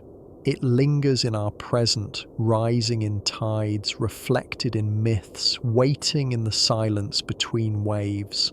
If these mysteries stir something in you, if you sense the weight of forgotten chapters and the fragility of what we call civilization, then journey with us further. Like the storytellers who preserve the memory of the last deluge, we too must carry these echoes forward. The geological evidence for the Great Flood extends far beyond the obvious scars we have already explored. Scientists drilling into lake beds across the world have discovered layers that tell stories of violence and disruption. In the sediments of ancient lakes in the American Southwest, researchers find thick deposits of clay and silt that arrived all at once, not gradually. These layers, sometimes meters thick, speak of massive influxes of water carrying debris from far away. The material is foreign, torn from landscapes hundreds of kilometers distant and deposited in hours or days. The precision of these sediment layers allows scientists to date them with remarkable accuracy. and again, the dates cluster around the same period. 12,800 years ago, the onset of the Younger Dryas. In the bed of the Black Sea, cores reveal a dramatic shift in the types of organisms preserved in the mud. Below a certain depth, the fossils are all freshwater species, tiny mollusks and algae adapted to lakes. Above that line, marine organisms appear, salt-loving creatures from the Mediterranean. The boundary is sharp, not gradual. It marks the moment when seawater breached the Bosphorus and transformed the basin from a lake into an ocean. Some researchers date this event to around 5,600 BC, but others argue it may have happened in pulses throughout the post-glacial period. Regardless of the exact timing, the evidence is clear. A catastrophic inundation occurred, drowning settlements that had thrived on the shores of what had been a peaceful freshwater lake. The Mediterranean itself holds secrets beneath its waves. Off the coast of Egypt, underwater archaeologists have mapped extensive ruins that suggest coastal cities were submerged as sea levels rose. Near Alexandria, massive blocks of stone lie scattered on the sea floor. Too precisely cut to be natural, too organized to be random. Some researchers believe these are the remains of ancient harbours, temples and palaces that once stood on land but were drowned as the ocean climbed. The dating is uncertain, but the presence of these structures beneath meters of water confirms that coastlines were very different in the deep past. In the Pacific, islanders from Polynesia to Micronesia carry flood traditions that speak of entire islands vanishing beneath the waves. On Palau, elders tell of a time when the archipelago was a single landmass before the sea broke it apart. Geological surveys confirm that during the Ice Age, lower sea levels would have connected many of these islands. As the waters rose, passages opened, islands separated, and communities were isolated from one another. The oral histories preserved by these cultures align remarkably well with what science tells us about post-glacial sea level rise. The stories are not fantasy. They are memory encoded in language and passed down for hundreds of generations. Even the Arctic bears witness to the flood. In Siberia, the permafrost holds within it the frozen bodies of animals that died suddenly and were preserved almost instantly. Mammoths with undigested food still in their stomachs as though they were feeding peacefully and then, in an instant, were killed and frozen. The preservation is so complete that when these carcasses thaw, the flesh is still edible, the fur intact, the eyes sometimes recognizable. What could cause such sudden death and instant freezing? Some researchers point to catastrophic floods that swept across the tundra, drowning herds and burying them in sediment that later froze solid. Others suggest rapid climate shifts, where temperatures plunge so fast that animals caught in the open simply froze where they stood. Either way, the evidence points to sudden, violent change. The study of pollen grains adds another dimension to our understanding. Locked in layers of sediment and ice, pollen provides a record of which plants were growing at any given time. By examining cores from lakes and bogs, scientists can reconstruct entire ecosystems from the past. What they find around the Younger Dryas boundary is startling. In Europe, pollen from trees like oak and elm suddenly disappears, replaced by grasses and shrubs adapted to cold, dry conditions. Forests that had been spreading northward for centuries were wiped out within decades. The speed of this ecological collapse is difficult to overstate. Imagine a landscape transformed from dense woodland to barren tundra in the span of a single human lifetime. For the people and animals living there, it would have been apocalyptic. In North America, the pollen record tells a similar story, but with an added twist. Not only do forests retreat, but there is evidence of massive burning. Layers rich in charcoal appear across the continent, suggesting wildfires on a scale almost unimaginable. Some scientists estimate that millions of square kilometers may have burned simultaneously. The amount of soot in the atmosphere would have been enough to dim the sun, cool the climate, and trigger a feedback loop of cold and darkness. If the impact hypothesis is correct, then these fires were ignited by airbursts or ground impacts from cosmic fragments. If not, then some other trigger, perhaps volcanic eruptions or spontaneous combustion from methane release, set the continent ablaze. The ice cores from Greenland and Antarctica provide the most detailed climate records we have. Each year, snow falls and compresses into ice, trapping air bubbles, dust, and chemical markers. By drilling deep into the ice and extracting cores, scientists can read the climate history of the past 100,000 years or more. The resolution is astonishing. In some cores, individual seasons can be distinguished, allowing researchers to see temperature changes year by year, even month by month. What these cores reveal about the Younger Dryas is sobering. The transition into the cold period was not gradual. It happened in less than a decade, possibly in as little as 3 years. Temperatures plunged, precipitation patterns shifted, and the atmospheric composition changed dramatically. Dust levels spiked, indicating that vast areas of land were stripped bare and scoured by wind. The planet was convulsing. But the ice cores also reveal something hopeful. The end of the Younger Dryas was just as abrupt as its beginning. Around 11,700 years ago, temperatures surged upward in what may have been the fastest warming event of the past 100,000 years.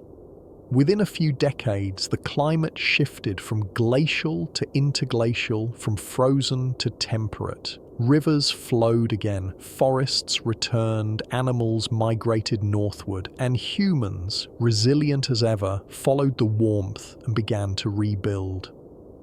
This rapid warming marked the beginning of the Holocene, the geological epoch in which we still live today. It is the foundation of everything that followed: the rise of agriculture, the first cities, the birth of civilization. Yet the abruptness of these transitions should give us pause. If the climate can shift so violently, so quickly, then the stability we take for granted is an illusion. The Holocene has been remarkably stable for the past 11,700 years, a long stretch of predictable seasons and moderate temperatures. But the ice cores remind us that this is the exception, not the rule. For most of the past 100,000 years, the climate has been erratic, swinging wildly between extremes. We live in a fortunate moment, a brief window of calm, but the flood teaches us that such windows can close. The role of ocean currents in these climate shifts cannot be overstated. The Atlantic Meridional Overturning Circulation, often called the AMOC, is a system of currents that carries warm water from the tropics to the North Atlantic. As the water cools near Greenland, it becomes denser and sinks, creating a conveyor belt that drives circulation throughout the entire ocean. This system is responsible for keeping Europe much warmer than it would otherwise be. Without the AMOC, London would have the climate of Labrador. But the AMOC is fragile. It depends on the right balance of temperature and salinity. If too much fresh water enters the North Atlantic, the water becomes less dense and the sinking mechanism fails. The conveyor belt shuts down. This is exactly what many scientists believe happened at the start of the Younger Dryas. When the ice dams holding back Lake Agassiz failed, a catastrophic pulse of fresh water flooded into the North Atlantic. The sudden influx diluted the ocean's salinity, disrupting the AMOC and cutting off the flow of warm water to Europe. The result was a return to Ice Age conditions in the Northern Hemisphere, even as the rest of the planet continued to warm. This mechanism, known as a meltwater pulse, has been confirmed through ocean sediment cores that show layers of low salinity water coinciding with the Younger Dryas onset. But the story is even more complex. Some scientists argue that the initial meltwater pulse was not enough on its own to shut down the AMOC. They suggest that the cosmic impact hypothesis provides the missing piece.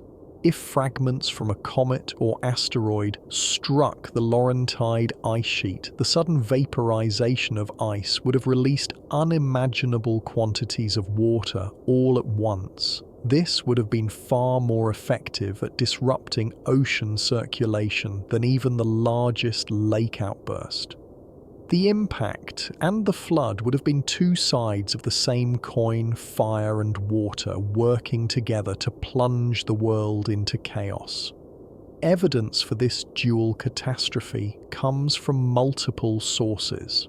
In the sediment cores from the North Atlantic, researchers find not only freshwater pulses but also magnetic particles and glassy spherules that suggest cosmic material. In the ice cores from Greenland, there are spikes in platinum and other elements that are rare on Earth but common in asteroids and comets. The timing of these anomalies aligns precisely with the onset of the Younger Dryas. To skeptics, these are intriguing but not conclusive. To proponents of the impact hypothesis, they are the smoking gun. The debate over the impact hypothesis has become one of the most contentious in modern science. At stake is not just an academic question, but the very nature of how we understand catastrophe and change.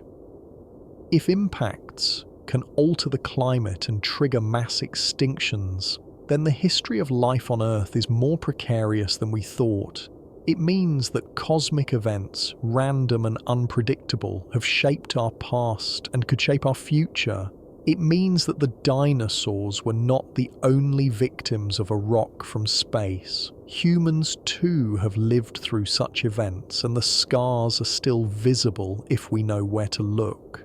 The evidence continues to accumulate. In 2018, researchers announced the discovery of a massive crater buried beneath the Hiawatha Glacier in Greenland. The crater is more than 31 kilometers wide, large enough to have been caused by an iron asteroid over a kilometer in diameter. Dating the crater is difficult because it is buried under ice, but preliminary estimates place it within the time frame of the Younger Dryas. If confirmed, this would be the first direct evidence of an impact coinciding with the climate event. The discovery sent shockwaves through the scientific community. Some hailed it as vindication of the impact hypothesis. Others cautioned that more work is needed to confirm the age and to rule out other explanations. But the Hiawatha crater is not alone. In 2019, a second crater was discovered nearby, also buried under the Greenland ice sheet. This one is smaller but still significant. The presence of two craters in the same region suggests that a fragmented object, perhaps a comet that broke apart as it entered the atmosphere, struck the ice sheet in multiple locations. This would explain the widespread distribution of impact markers across North America and Europe. It would also explain the intensity of the fires and the sudden cooling. Multiple impacts, each releasing energy equivalent to thousands of nuclear bombs, would have been enough to ignite forests, vaporize ice, and darken the skies. The implications are staggering. If this is what happened 12,800 years ago, then the Great Flood was not just a flood. It was a cascade of catastrophes, each triggering the next. Impact leads to fire, fire leads to smoke and cooling, melting ice leads to floods, floods disrupt ocean currents, currents fail and the climate collapses. And in the midst of all this, humans struggled to survive, to adapt, to remember. The myths they passed down were not exaggerations, they were understatements. To understand the full scope of the disaster, we must also consider the role of methane. Locked in permafrost and beneath the ocean floor are vast reserves of methane hydrate, a form of ice that traps methane gas. When temperatures rise, this ice melts and releases methane into the atmosphere. Methane is a powerful greenhouse gas, far more effective at trapping heat than carbon dioxide. If the cosmic impacts or the sudden warming destabilized these methane reserves, the release of gas could have amplified the climate chaos. Some researchers point to evidence of methane spikes in ice cores around the Younger Dryas period. Others argue that the data is inconclusive, but the possibility remains that methane played a role, adding yet another layer to an already complex catastrophe. The human toll of the Younger Dryas is difficult to quantify, but we can make educated guesses based on the archaeological record. Population estimates for the late Pleistocene suggest that there may have been between 1 and 10 million humans alive at the time of the flood. After the Younger Dryas, genetic studies indicate a bottleneck, a sharp reduction in diversity that suggests populations crashed. Some estimates place the surviving population at less than 1 million. If true, then the Great Flood may have killed as much as 90% of humanity. The survivors were scattered, isolated, forced to start over with little more than their wits and whatever knowledge they could preserve. But survival is not just about numbers. It is about knowledge, culture, and memory. The loss of so many people meant the loss of languages, traditions, technologies, and stories. Entire ways of life vanished without a trace. The tools and techniques developed over thousands of years were forgotten. The trade networks that connected communities across continents were severed. The art and symbolism that bound groups together were buried or abandoned. What remained were fragments, isolated pockets of survivors clinging to the edges of a world that had been turned upside down. And yet, somehow, they endured. In the centuries following the Younger Dryas, new cultures emerged. The Natufians returned to farming, this time with more success. In the Fertile Crescent, wheat and barley were domesticated, sheep and goats brought under human control. Villages grew into towns. Towns grew into cities. Writing was invented, laws codified, temples built. The foundation of civilization was laid, and it happened remarkably quickly within just a few thousand years. To some, this rapid development is evidence of human ingenuity rising from the ashes. To others, it is too fast, too coordinated, too advanced to be explained by simple innovation. They see in it the echoes of older knowledge, reintroduced by survivors who carried the seeds of a lost world. This brings us back to the question of lost civilizations. Is it possible that before the flood there were societies more advanced than we realize? Societies that had developed agriculture, architecture, perhaps even writing and astronomy? Societies that were wiped out so completely that only their myths remain? The mainstream view is skeptical. The archaeological evidence for pre-flood civilization is thin. The sites we have, like Göbekli Tepe, are impressive, but they do not show the hallmarks of full urbanization. No cities, no writing, no metallurgy. They are the works of hunter-gatherers, albeit extraordinarily skilled and organized ones. But absence of evidence is not evidence of absence. If the flood drowned the coastlines where early civilizations would most likely have thrived, then the evidence is underwater, buried beneath sediment, inaccessible. The continental shelves are vast, and we have explored only a tiny fraction of them. Who knows what lies beneath the Persian Gulf, the North Sea, the waters off India and Southeast Asia? Every year, new discoveries are made.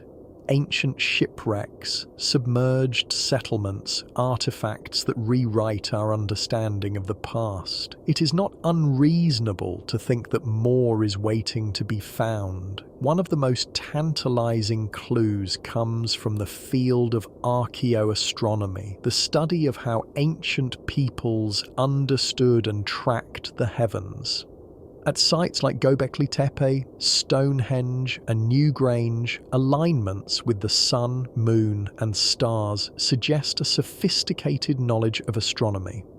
But this knowledge did not appear overnight.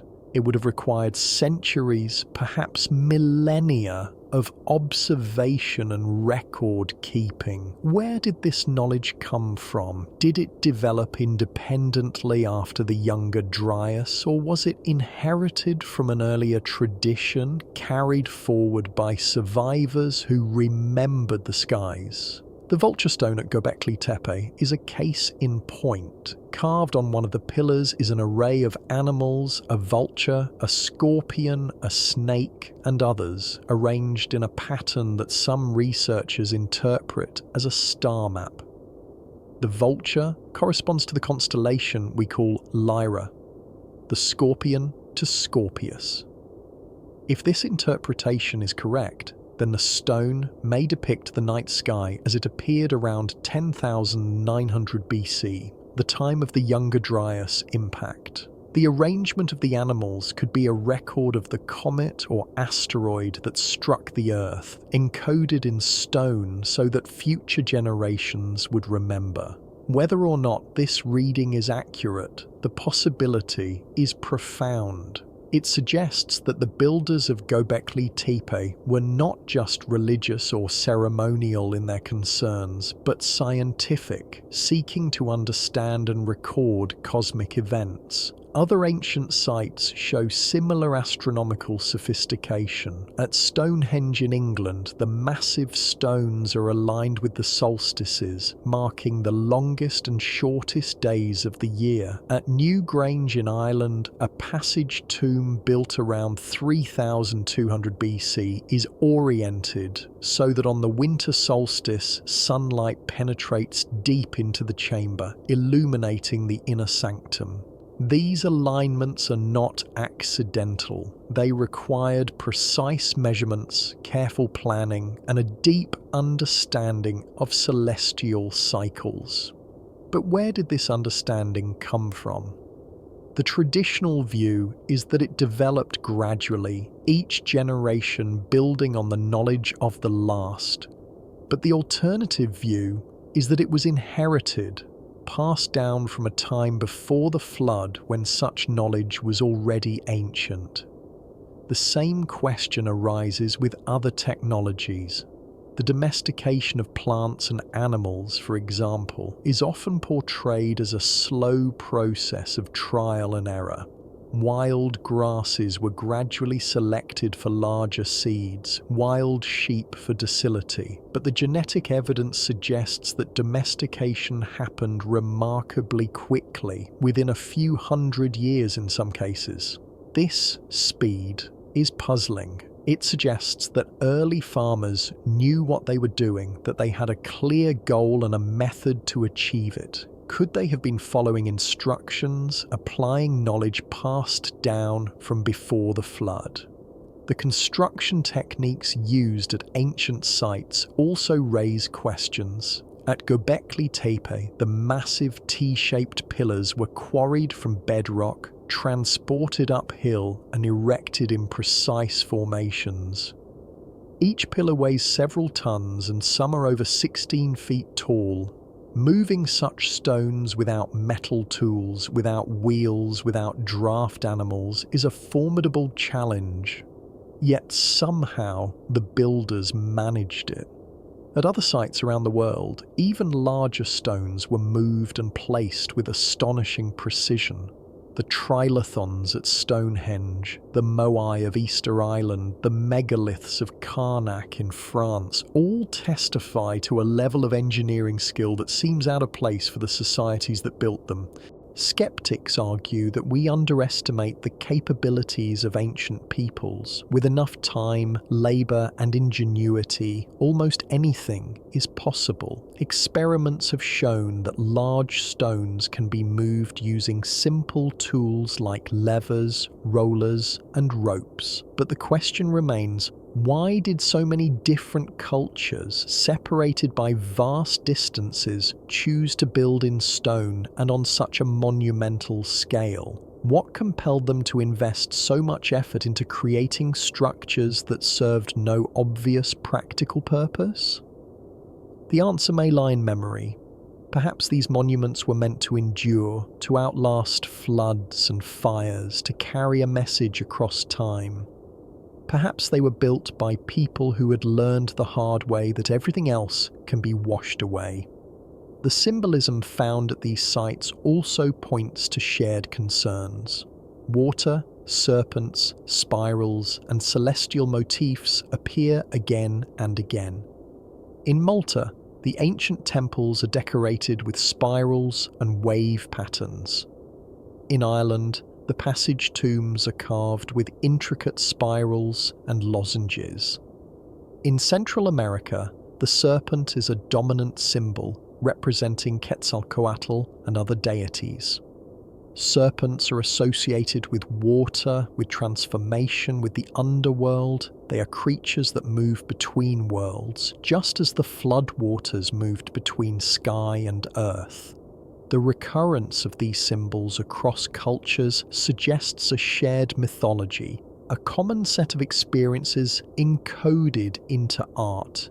Even the layout of ancient sites may encode knowledge. Some researchers argue that the positions of temples and monuments mirror the positions of stars, creating maps of the heavens on Earth.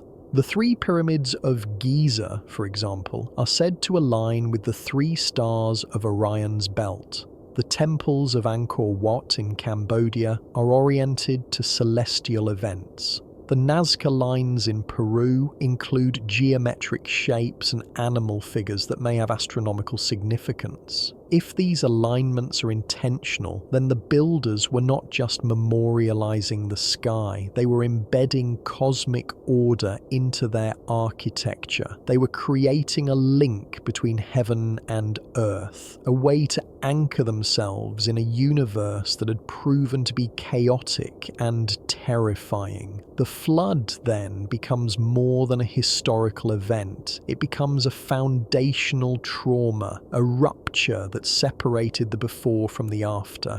In the before, humanity may have been on the cusp of something extraordinary. In the after, they had to rebuild from ruins, carrying only fragments of what had been lost. The monuments, the myths, the symbols, all of these are the threads connecting the two worlds. They are the proof that memory survived, even when everything else was swept away.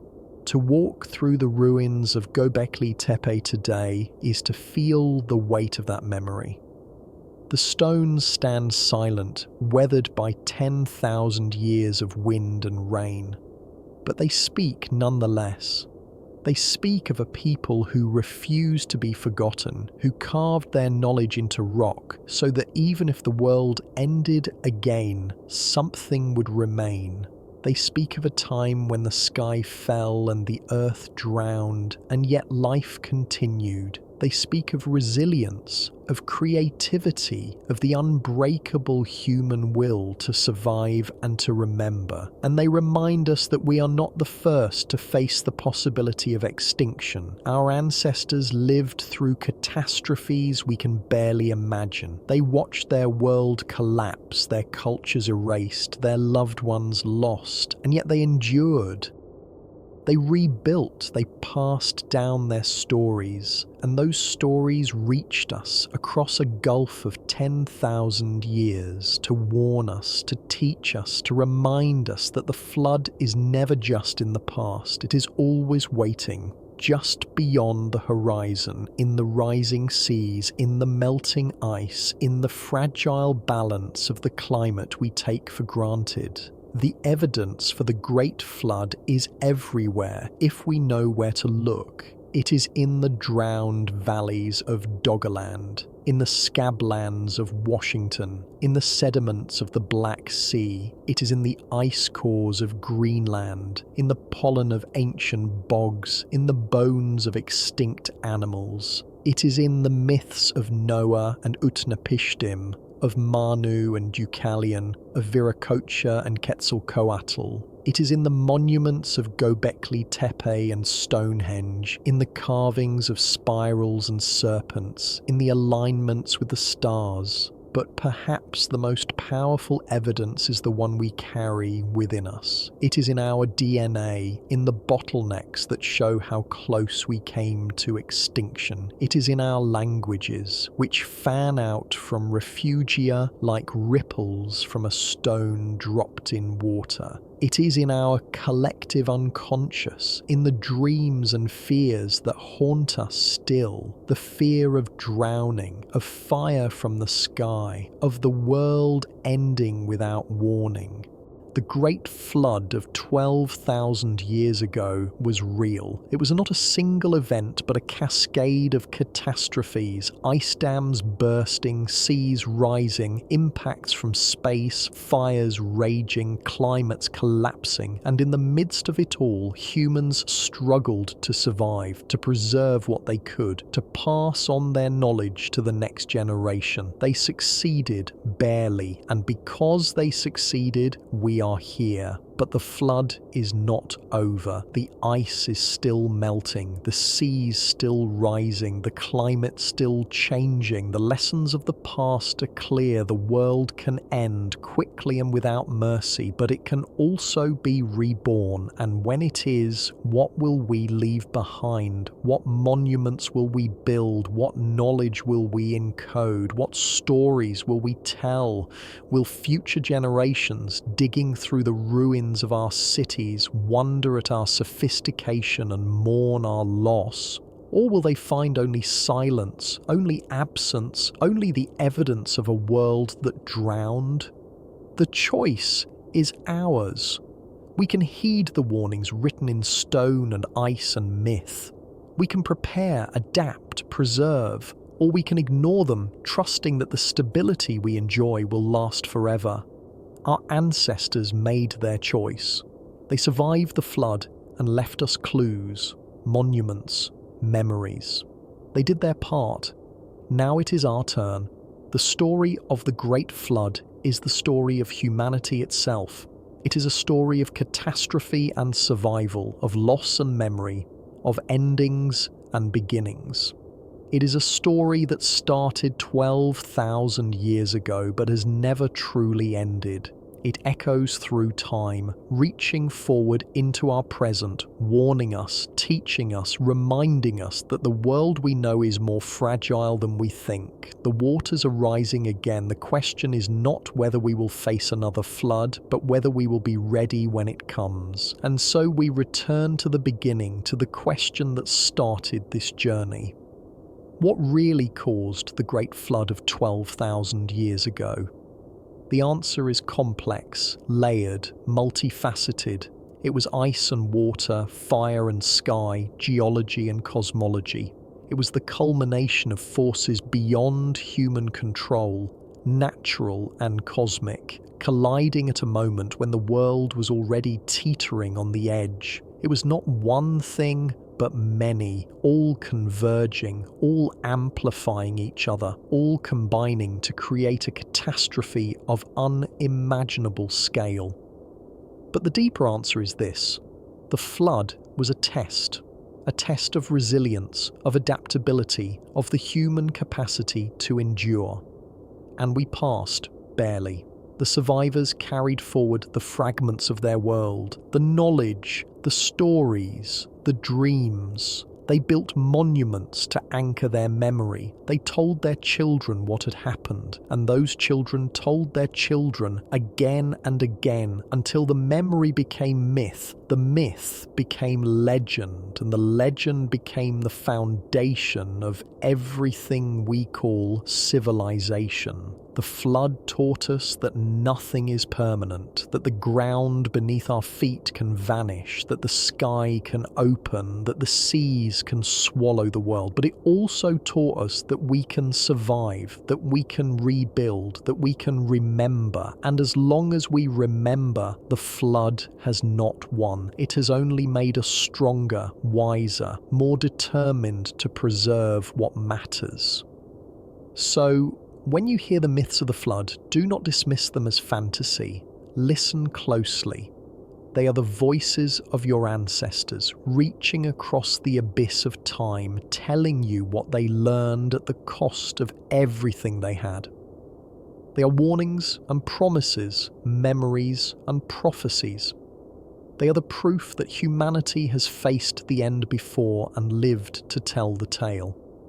The Great Flood of 12,000 years ago reshaped the world. It erased coastlines, drowned civilizations, and forced humanity to begin again. But it did not erase us. We survived, and in surviving, we became who we are. Builders of monuments, tellers of stories, keepers of memory. We became the species that refuses to forget, that carves its knowledge into stone, that looks to the stars and wonders, that asks the question what really happened and does not rest until it finds the answer. The flood is our past, but it is also our future. The ice is melting, the seas are rising, the climate is changing, history is preparing to repeat itself, and we are the ones who will decide how the story ends. Will we heed the lessons of our ancestors? Will we build our own monuments, preserve our own knowledge, prepare for the deluge we know is coming? Or will we, like so many before us, be caught unprepared, swept away, reduced to myths whispered by future survivors? The choice is ours. The flood is coming. The only question is whether we will be ready. But to truly understand the scale of what happened 12,000 years ago, we must venture deeper into the evidence, into the places where the flood left its most indelible marks. We must examine not just what was lost, but how it was lost, and what that tells us about the fragility of our own world. In the Canadian Shield, geologists have mapped ancient shorelines that tell the story of Lake Agassiz in stunning detail. These shorelines, visible from the air as faint lines etched into the landscape, mark the various levels the lake reached as it grew and shrank over thousands of years. At its maximum extent, Lake Agassiz held more water than all the modern Great Lakes combined. a volume so vast that if it had been released all at once, global sea levels would have risen by several meters. The lake's history is written in these shorelines, each one representing a different chapter in the story of the flood. But Lake Agassiz was not the only giant lake of the Ice Age. Across North America, dozens of proglacial lakes formed along the margins of the retreating ice sheets. Lake Ojibwe in what is now Ontario and Quebec, Lake McConnell in the Northwest Territories, Lake Columbia in Washington. Each of these lakes was held in place by ice dams that could fail at any moment, and when they did fail, the results were catastrophic. The spillways carved by these floods are visible today as deep channels, some hundreds of meters wide, cut through solid bedrock. The power required to carve such features is difficult to comprehend. Water moving at speeds of 50 to 100 kilometers per hour, carrying boulders the size of houses, stripping away everything in its path. In Siberia, similar evidence has been found. The Altai Mountains bear the scars of immense floods that roared down from the highlands when ice dams failed. One such flood, estimated to have occurred around 15,000 years ago, carved valleys and deposited enormous gravel bars that are still visible today. The flood was so powerful that it transported blocks of granite weighing hundreds of tons for distances of over 100 kilometers.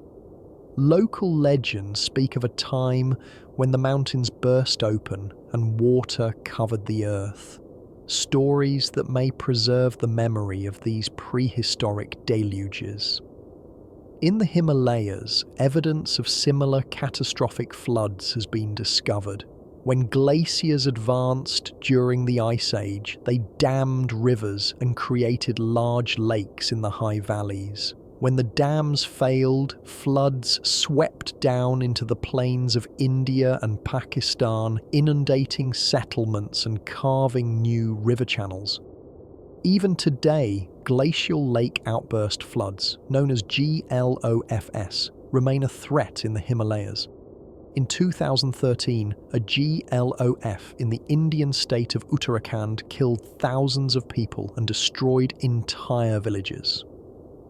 If such floods can occur in the modern era with our advanced warning systems, imagine the devastation they caused 12,000 years ago when there was no warning, no escape. The impact of these floods on human populations cannot be overstated. Archaeological evidence shows that settlements along major river valleys were abandoned suddenly around the time of the Younger Dryas. In the Indus Valley, sites that had been continuously occupied for centuries show signs of abrupt desertion. Pottery is left unfinished. Tools are scattered as though dropped in haste. Hearths contain charcoal from fires that were never rekindled. The picture is one of sudden flight, of people forced to leave everything behind and run for higher ground. Similar patterns appear in Mesopotamia, the land between the Tigris and Euphrates rivers. This region, often called the cradle of civilization, was subject to catastrophic flooding throughout its history. The rivers, fed by snowmelt from the mountains of Turkey and Iran, would swell unpredictably, sometimes rising by several meters in a matter of days. But around the end of the Ice Age, the floods were of a different magnitude entirely. Sediment cores from the Persian Gulf show thick layers of clay and silt deposited around 12,000 years ago, evidence of massive influxes of water carrying debris from far inland. These floods may have inundated the entire Gulf Basin, transforming it from a fertile plain into a shallow sea. The memory of these floods is preserved in the earliest written records of Mesopotamia.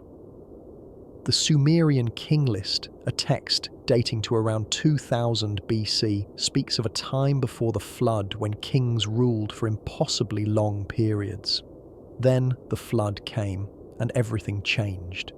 The kings after the flood had shorter reigns, more human lifespans. The text implies a break, a reset, a line drawn through history.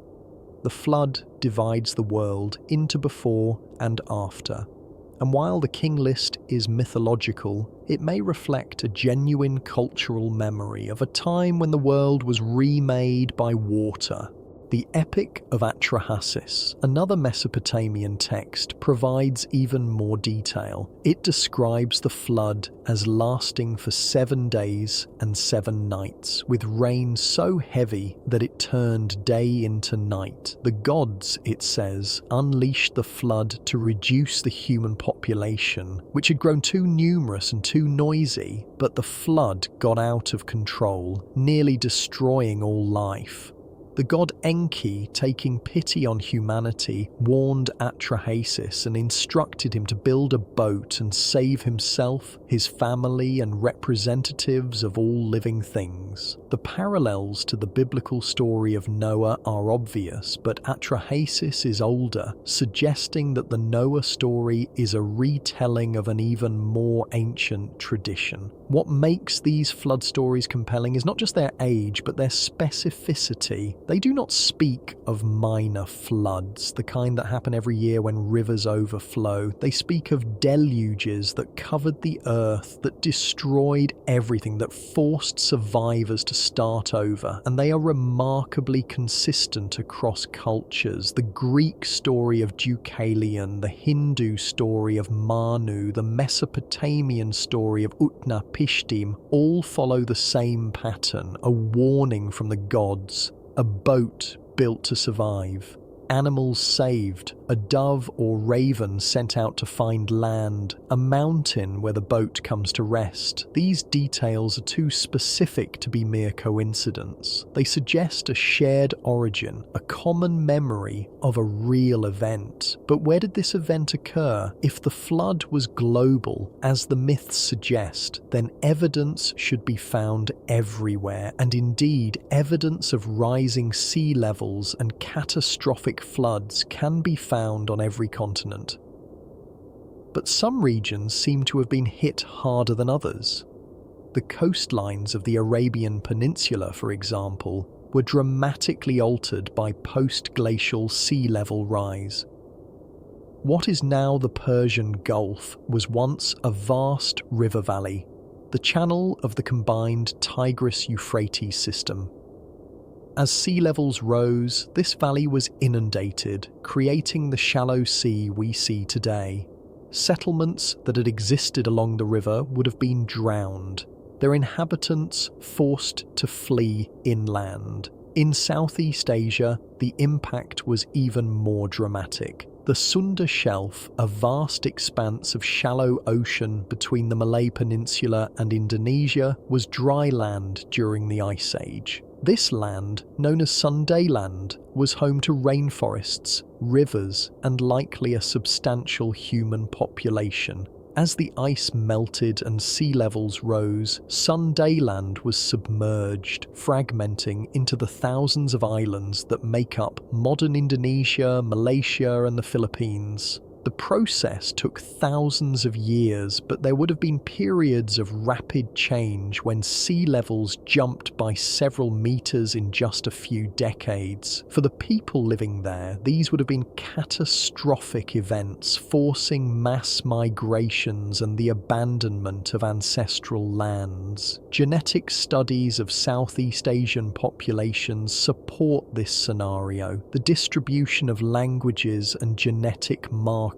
suggests that there were major population movements around the end of the Ice Age, with people dispersing from Sundaland to the surrounding highlands and islands. Oral traditions in the region speak of ancestral lands that were swallowed by the sea, of islands that sank beneath the waves, of great floods that forced people to flee. These traditions have been passed down for hundreds of generations, and they align remarkably well with what we know about sea level rise in the region. In the Pacific, similar stories exist.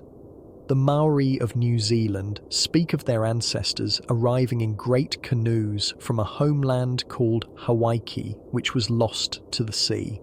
Polynesians across the Pacific have traditions of lands that vanished, of islands that were once connected but are now separated by water. While some of these stories may refer to more recent events, others could preserve memories from the deep past, from a time when the Pacific Islands were larger and more numerous than they are today.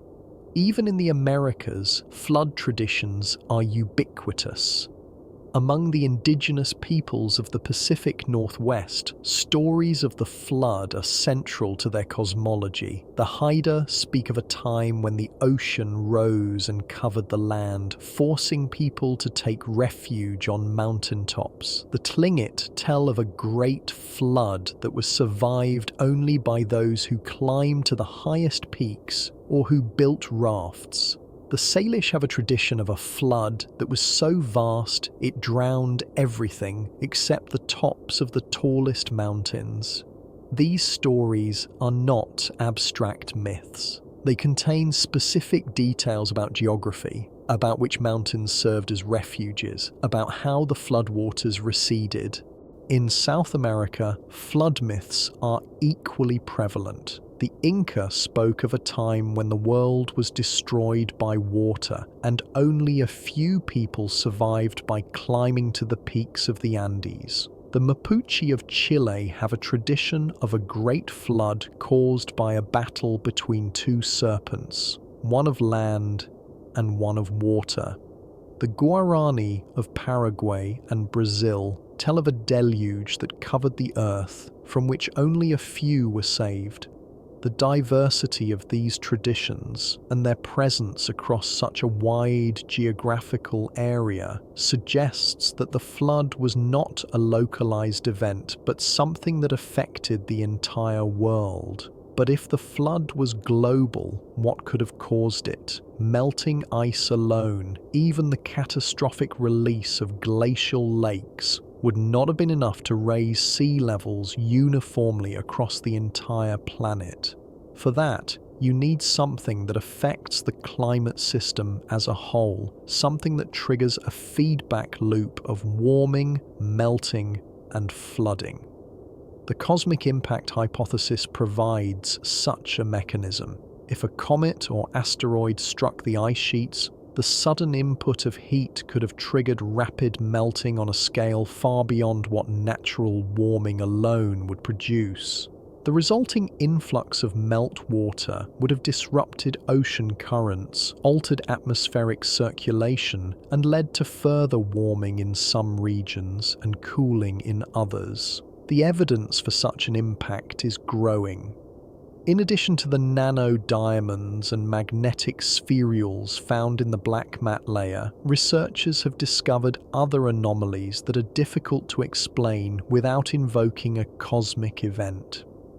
One of the most intriguing is the presence of a rare form of carbon known as carbon spherules.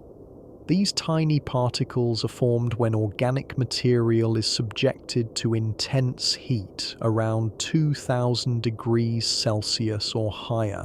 They have been found in sediments dating to the Younger Dryas boundary across North America and Europe. The only known processes that can produce such temperatures are wildfires, volcanic eruptions, and cosmic impacts. But the distribution of the spherules and their association with other impact markers suggests that impacts are the most likely cause. Another line of evidence comes from the study of fullerenes, a type of carbon molecule that forms under extreme conditions. Fullerenes found in Younger Dryas boundary layers contain helium with an isotopic signature that is characteristic of extraterrestrial material. This is strong evidence that material from space was present at the time of the climate event. The helium isotopes act like a fingerprint, identifying the source of the fullerenes as cosmic rather than terrestrial. Yet despite this accumulating evidence, the impact hypothesis remains controversial. Critics point out that not all sites show the same markers, that the dating is sometimes inconsistent, and that no definitive crater has been found. The Hiawatha crater in Greenland is promising, but its age has not yet been confirmed with certainty. Until that happens, skeptics will continue to argue that the evidence is suggestive but not conclusive. They will propose alternative explanations for the nanodiamonds, the spherules, the fullerenes. They will argue that wildfires, volcanic eruptions, and other natural processes can produce similar markers, and that the clustering around the Younger Dryas boundary is coincidental. This is the nature of science. Evidence is debated, hypotheses are tested, and consensus is hard-won. But what is undeniable is that something extraordinary happened 12,800 years ago. The climate changed abruptly, megafauna went extinct, cultures collapsed, and in the midst of this chaos, floods of unprecedented scale reshaped the world. Whether these floods were triggered by impacts, by ice dam failures, by ocean current disruptions, or by some combination of all three, the result was the same: a catastrophe that humanity barely survived. The survivors of the flood were not passive victims. They were active agents of their own salvation, adapting to the new world in remarkable ways. In the Fertile Crescent, the Natufians returned to their experiments with agriculture, this time with more determination. They selected the best seeds, the hardiest plants, and over generations they transformed wild grasses into domesticated crops. Wheat, barley, lentils, peas, all of these were brought under human control in the centuries following the Younger Dryas. This was the birth of the Neolithic Revolution, the transition from foraging to farming that would transform human society forever. But the Neolithic Revolution was not just about food, it was about settlement, about creating permanent homes that could not be easily abandoned. It was about storage, about accumulating surplus that could sustain people through hard times. It was about specialization, about freeing some members of the community from the need to hunt or gather so that they could focus on crafts, trade, or ritual. And it was about hierarchy, about creating social structures that could organize and coordinate the labor of large groups. All of these changes were responses to the lessons learned from the flood. Never again would humans be entirely at the mercy of nature. They would build, store, plan, and prepare. The domestication of animals followed a similar trajectory. Wild sheep, goats, cattle, and pigs were gradually brought under human control, selected for docility and productivity. These animals provided not just meat, but also milk, wool, and labor. They became partners in the human enterprise, integral to the functioning of agricultural societies. The process of domestication was not easy. It required patience, observation, and a willingness to experiment. But the survivors of the flood had learned patience. They had learned that long-term planning was essential for survival. The invention of pottery was another crucial innovation of the post-flood era. Clay vessels allowed for the storage of grains, liquids, and other foods in ways that baskets and skins could not match. Pottery was waterproof, durable, and versatile. It could be used for cooking, for serving, for transporting goods over long distances. The earliest pottery appears in the archaeological record around 10,000 BC, just as the Younger Dryas was ending. Its rapid spread across the Near East and beyond suggests that it filled a pressing need, a need that arose from the new agricultural lifestyle. Weaving was another transformative technology. The ability to create textiles from plant and animal fibers allowed for the production of clothing, blankets, and other goods that were far superior to simple hides. Weaving required specialized tools such as spindles and looms and considerable skill. But once mastered, it opened up new possibilities for trade and specialization. Textiles became valuable commodities, traded across long distances and used as markers of status and identity. All of these innovations, agriculture, animal domestication, pottery, weaving, emerged in the centuries following the Younger Dryas. They did not appear randomly or in isolation. They were part of a broader transformation, a response to the challenges posed by the flood and its aftermath. The survivors had learned that they could not depend on the bounty of nature alone. They had to shape nature, control it, make it serve their needs. This was the birth of civilization, the moment when humans stopped being passive inhabitants of the earth and became active shapers of their environment. But this transformation came at a cost. Agriculture tied people to the land, making them vulnerable to droughts, floods, and other environmental changes. It led to the accumulation of wealth and the rise of inequality, as some individuals and families gained control over surplus resources. It created hierarchies and power structures that could be oppressive and exploitative, and it set humanity on a path of ever-increasing environmental impact, altering ecosystems, driving species to extinction, and ultimately changing the climate itself. In this sense, the flood was not just an ending, but a beginning. It marked the transition from the Pleistocene, the Ice Age world of hunter-gatherers and megafauna, to the Holocene, the warm, stable epoch in which agriculture and civilization could flourish. But it also marked the beginning of humanity's troubled relationship with the environment, a relationship characterized by both mastery and destruction, by creation and loss. The monuments built in the aftermath of the flood reflect this duality.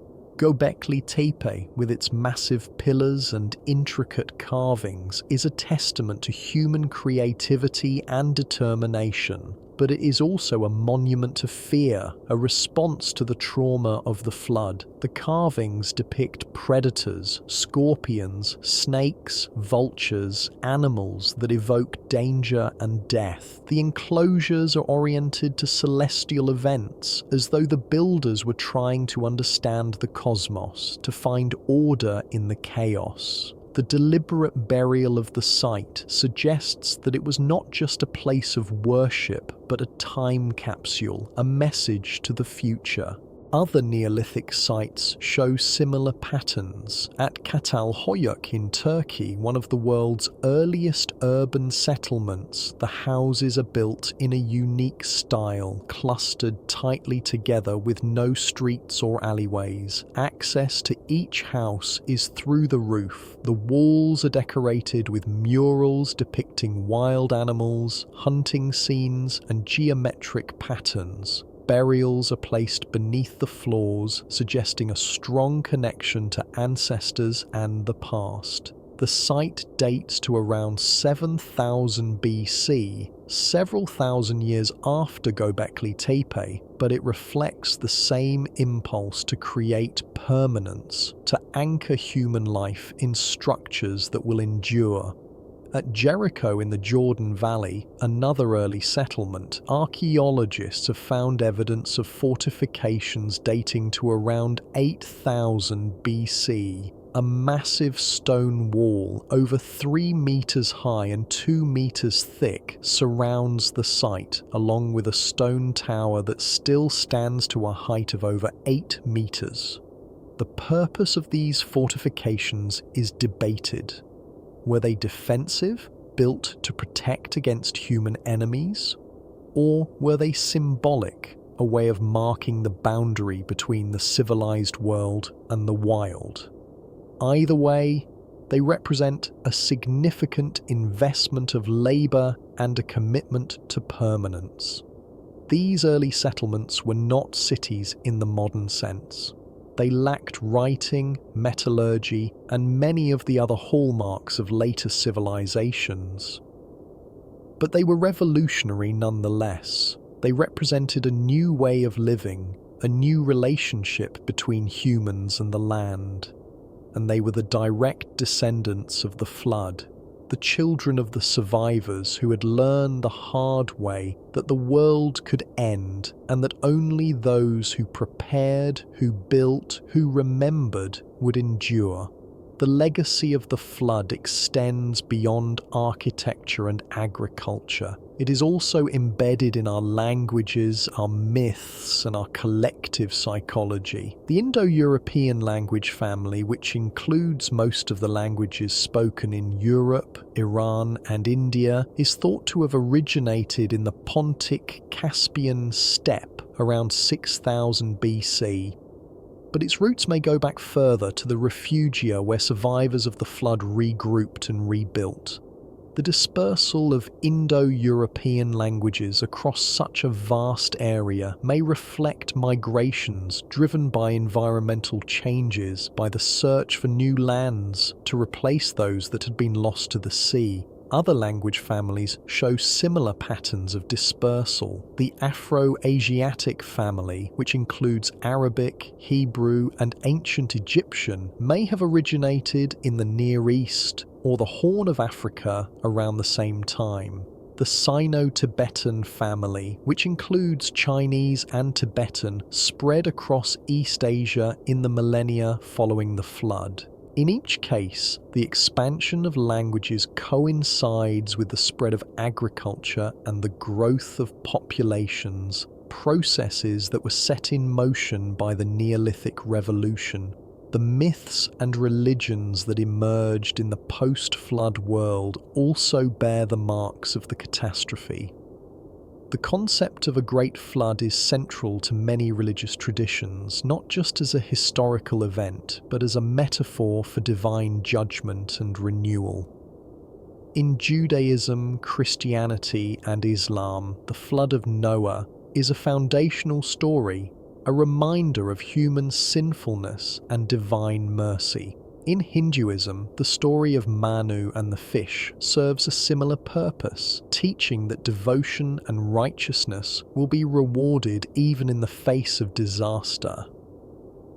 In Zoroastrianism, the flood is part of a cosmic struggle between good and evil, order and chaos. These religious traditions also share a concern with the end of the world, with eschatology and apocalypse. The flood is not just something that happened in the past, it is something that could happen again. The Book of Revelation in the Christian Bible, the Ragnarok of Norse mythology, the Kali Yuga of Hindu cosmology, all envision a time when the world will be destroyed and remade. This preoccupation with endings and beginnings may reflect a deep-seated cultural memory of the younger Dryas, a time when the world did end, at least for many, and had to be rebuilt from scratch. The psychological impact of the flood on the survivors cannot be underestimated. To live through such an event would be to experience trauma on a scale we can barely comprehend. The loss of loved ones, the destruction of homes, the erasure of familiar landscapes, all of this would leave deep scars. Post-traumatic stress, anxiety, depression, these are not modern afflictions, but timeless responses to catastrophe.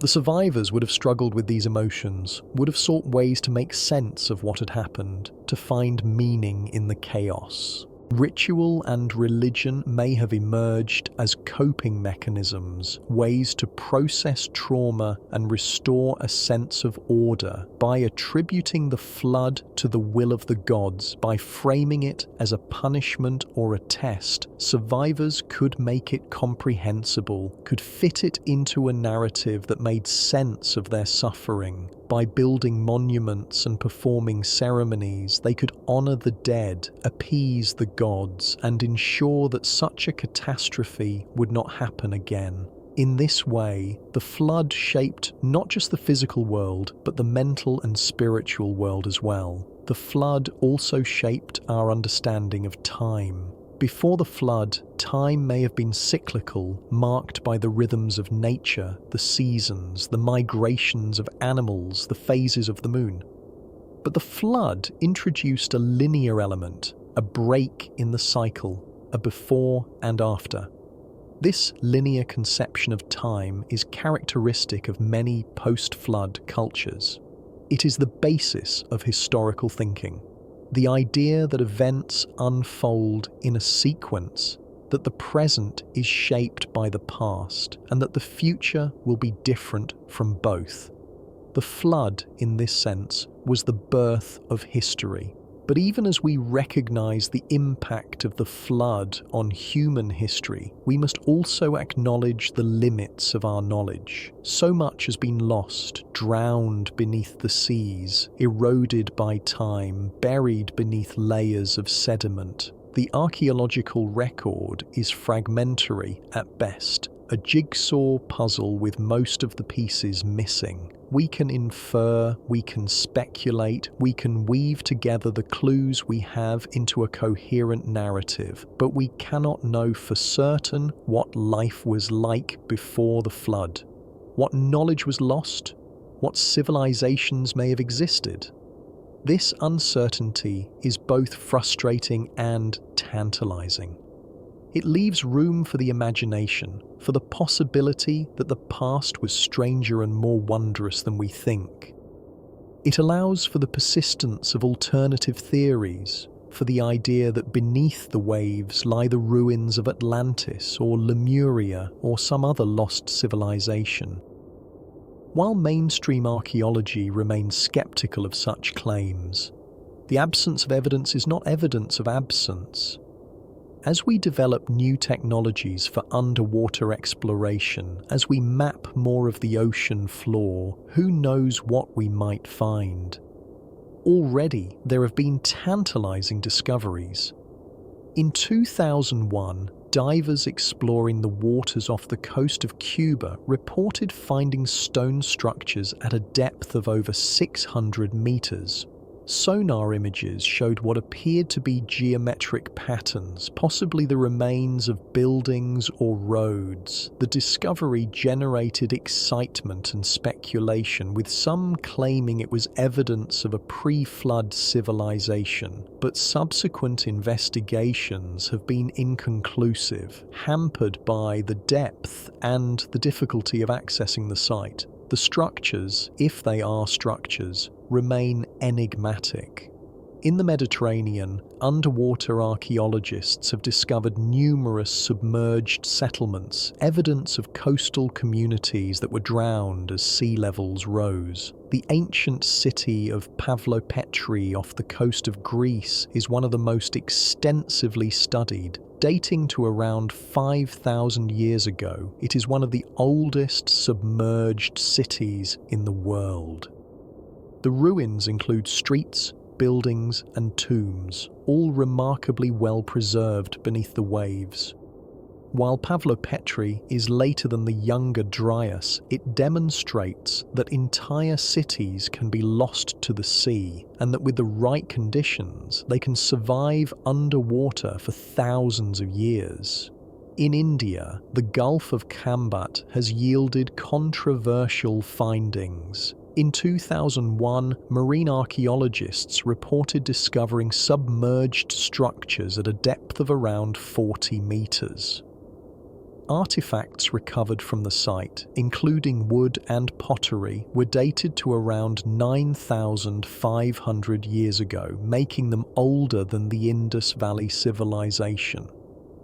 If confirmed, this would suggest that advanced human societies existed in the region far earlier than previously thought. However, the findings have been disputed, with critics arguing that the structures are natural formations and that the dating is unreliable. The debate continues, with proponents calling for more extensive excavations and skeptics urging caution. What is clear is that the ocean floors hold secrets that we are only beginning to uncover. With advances in sonar technology, remotely operated vehicles, and underwater archaeology, we are now able to explore depths that were previously inaccessible. Each new discovery adds a piece to the puzzle, filling in gaps in our understanding of the past, and each discovery raises new questions, opening up new avenues of research.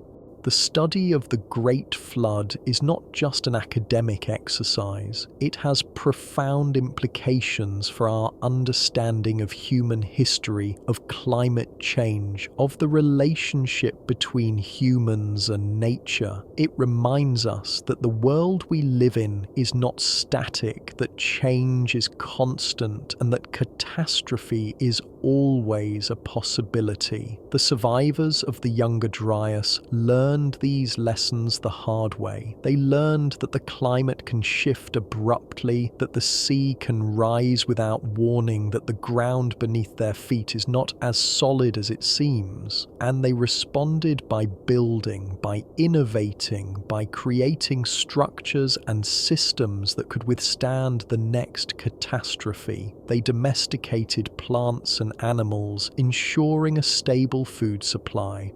They built walls and towers, protecting their communities from floods and enemies. They developed writing and record-keeping, preserving knowledge for future generations. They created religions and myths, providing frameworks for understanding and coping with disaster. In short, they laid the foundations of civilization, but they also set in motion processes that would eventually threaten the stability they sought to create. Agriculture led to deforestation and soil erosion. Animal domestication led to the spread of diseases. Urbanization led to overcrowding and pollution. And the exploitation of resources led to environmental degradation on a scale that rivals the natural disasters of the past. Today, we face a new flood, not of water, but of carbon. A slow-motion catastrophe driven by our own actions. The ice is melting, the seas are rising, and the climate is changing. The lessons of the Younger Dryas have never been more relevant. The question is whether we will heed those lessons. Will we prepare for the flood, or will we, like so many before us, be caught unprepared? Will we build monuments that will endure, or will we leave behind only ruins to be discovered by some future archaeologist? The choice is ours, and the time to make it is running out. The flood of 12,000 years ago was a crucible, a test of human resilience and adaptability. We passed that test, but just barely. The survivors carried forward the knowledge and memory of what had happened, encoded in myths and monuments, in genes and languages. That knowledge is our inheritance, a warning and a promise. A warning that the world can end, and a promise that if we are prepared, we can survive and rebuild. So when you stand on a beach and watch the waves roll in, remember that those waves once covered the land, that entire civilizations lie beneath them, drowned and forgotten. When you hear thunder and see lightning, remember that the sky once rained fire, that the earth once shook with impacts from space. And when you read the ancient myths of floods and cataclysms, remember that they are not just stories but memories. Memories of a time when the world ended and humanity had to begin again. The Great Flood of 12,000 years ago was real.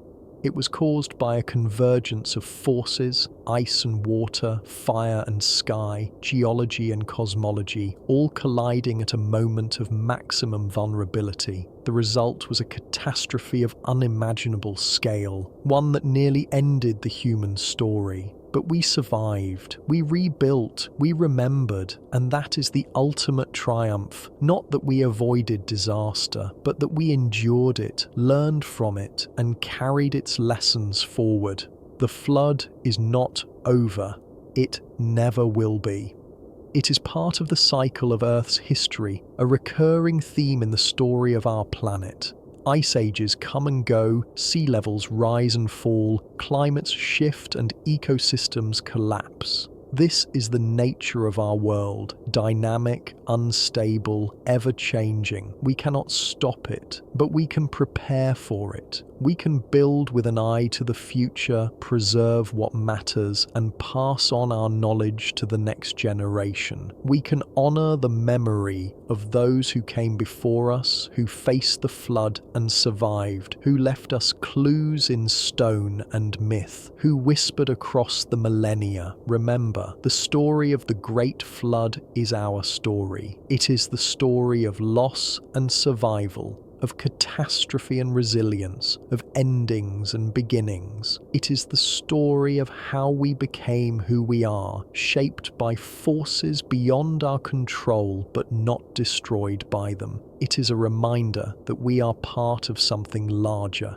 a continuum of life that stretches back to the dawn of time and forward into an uncertain future. And so we ask again, what really caused the Great Flood of 12,000 years ago? The answer is complex, layered with geology, astronomy, climatology, and human memory. It was melting ice and bursting dams. It was impacts from space and fires from the sky. It was ocean currents disrupted and climates in chaos. It was all of these things and more. A perfect storm of catastrophes converging at a moment when the world was already teetering on the edge. But perhaps the deeper answer is that the flood was inevitable. It was the culmination of processes that had been building for thousands of years. The slow warming after the Ice Age, the accumulation of water behind unstable dams, the orbital cycles that govern Earth's climate. The flood was not an accident. It was the planet resetting itself, clearing the slate, making way for a new epoch. And we, the survivors, are the beneficiaries of that reset, living in the warm, stable Holocene that emerged from the chaos of the Younger Dryas. But the Holocene will not last forever. Already, we see signs that it is ending, that we are entering a new epoch, one shaped not by natural forces, but by human activity. The Anthropocene, as some call it, is characterized by rapid climate change, mass extinctions, and environmental degradation. It is, in many ways, a mirror of the Younger Dryas, a time of upheaval and transformation. The question is whether we will navigate this transition successfully, whether we will survive the flood of our own making. The survivors of the Younger Dryas offer us a roadmap. They show us that catastrophe can be survived, that knowledge can be preserved, that memory can endure. They show us the importance of preparation, of building for the long term, of thinking beyond our own lifetimes. They show us that resilience is not just about physical survival, but about maintaining our humanity, our culture, our connections to each other and to the past. And they show us that hope is always possible, even in the darkest times. When the world ended 12,000 years ago, it did not stay ended. Life returned, forests grew back, rivers flowed again, and humans, scarred but unbroken, emerged from their refugia and began to rebuild. They created new cultures, new technologies, new ways of living. They turned catastrophe into opportunity, loss into learning, trauma into transformation. This is our heritage. This is what it means to be human, to face the flood and survive it, to carry memory across the void, to build monuments that will endure, to tell stories that will echo through time. The Great Flood of 12,000 years ago is not just history, it is prophecy. It is a preview of what could happen again, a warning of what will happen if we do not learn from the past. So listen to the myths, study the monuments, examine the evidence, understand what happened and why, and then ask yourself, what will I do with this knowledge? How will I prepare for the flood that is coming? What will I build that will endure? What stories will I tell? What memories will I carry forward? The flood is coming. Not tomorrow perhaps, but soon. The ice is melting, the seas are rising, the climate is changing.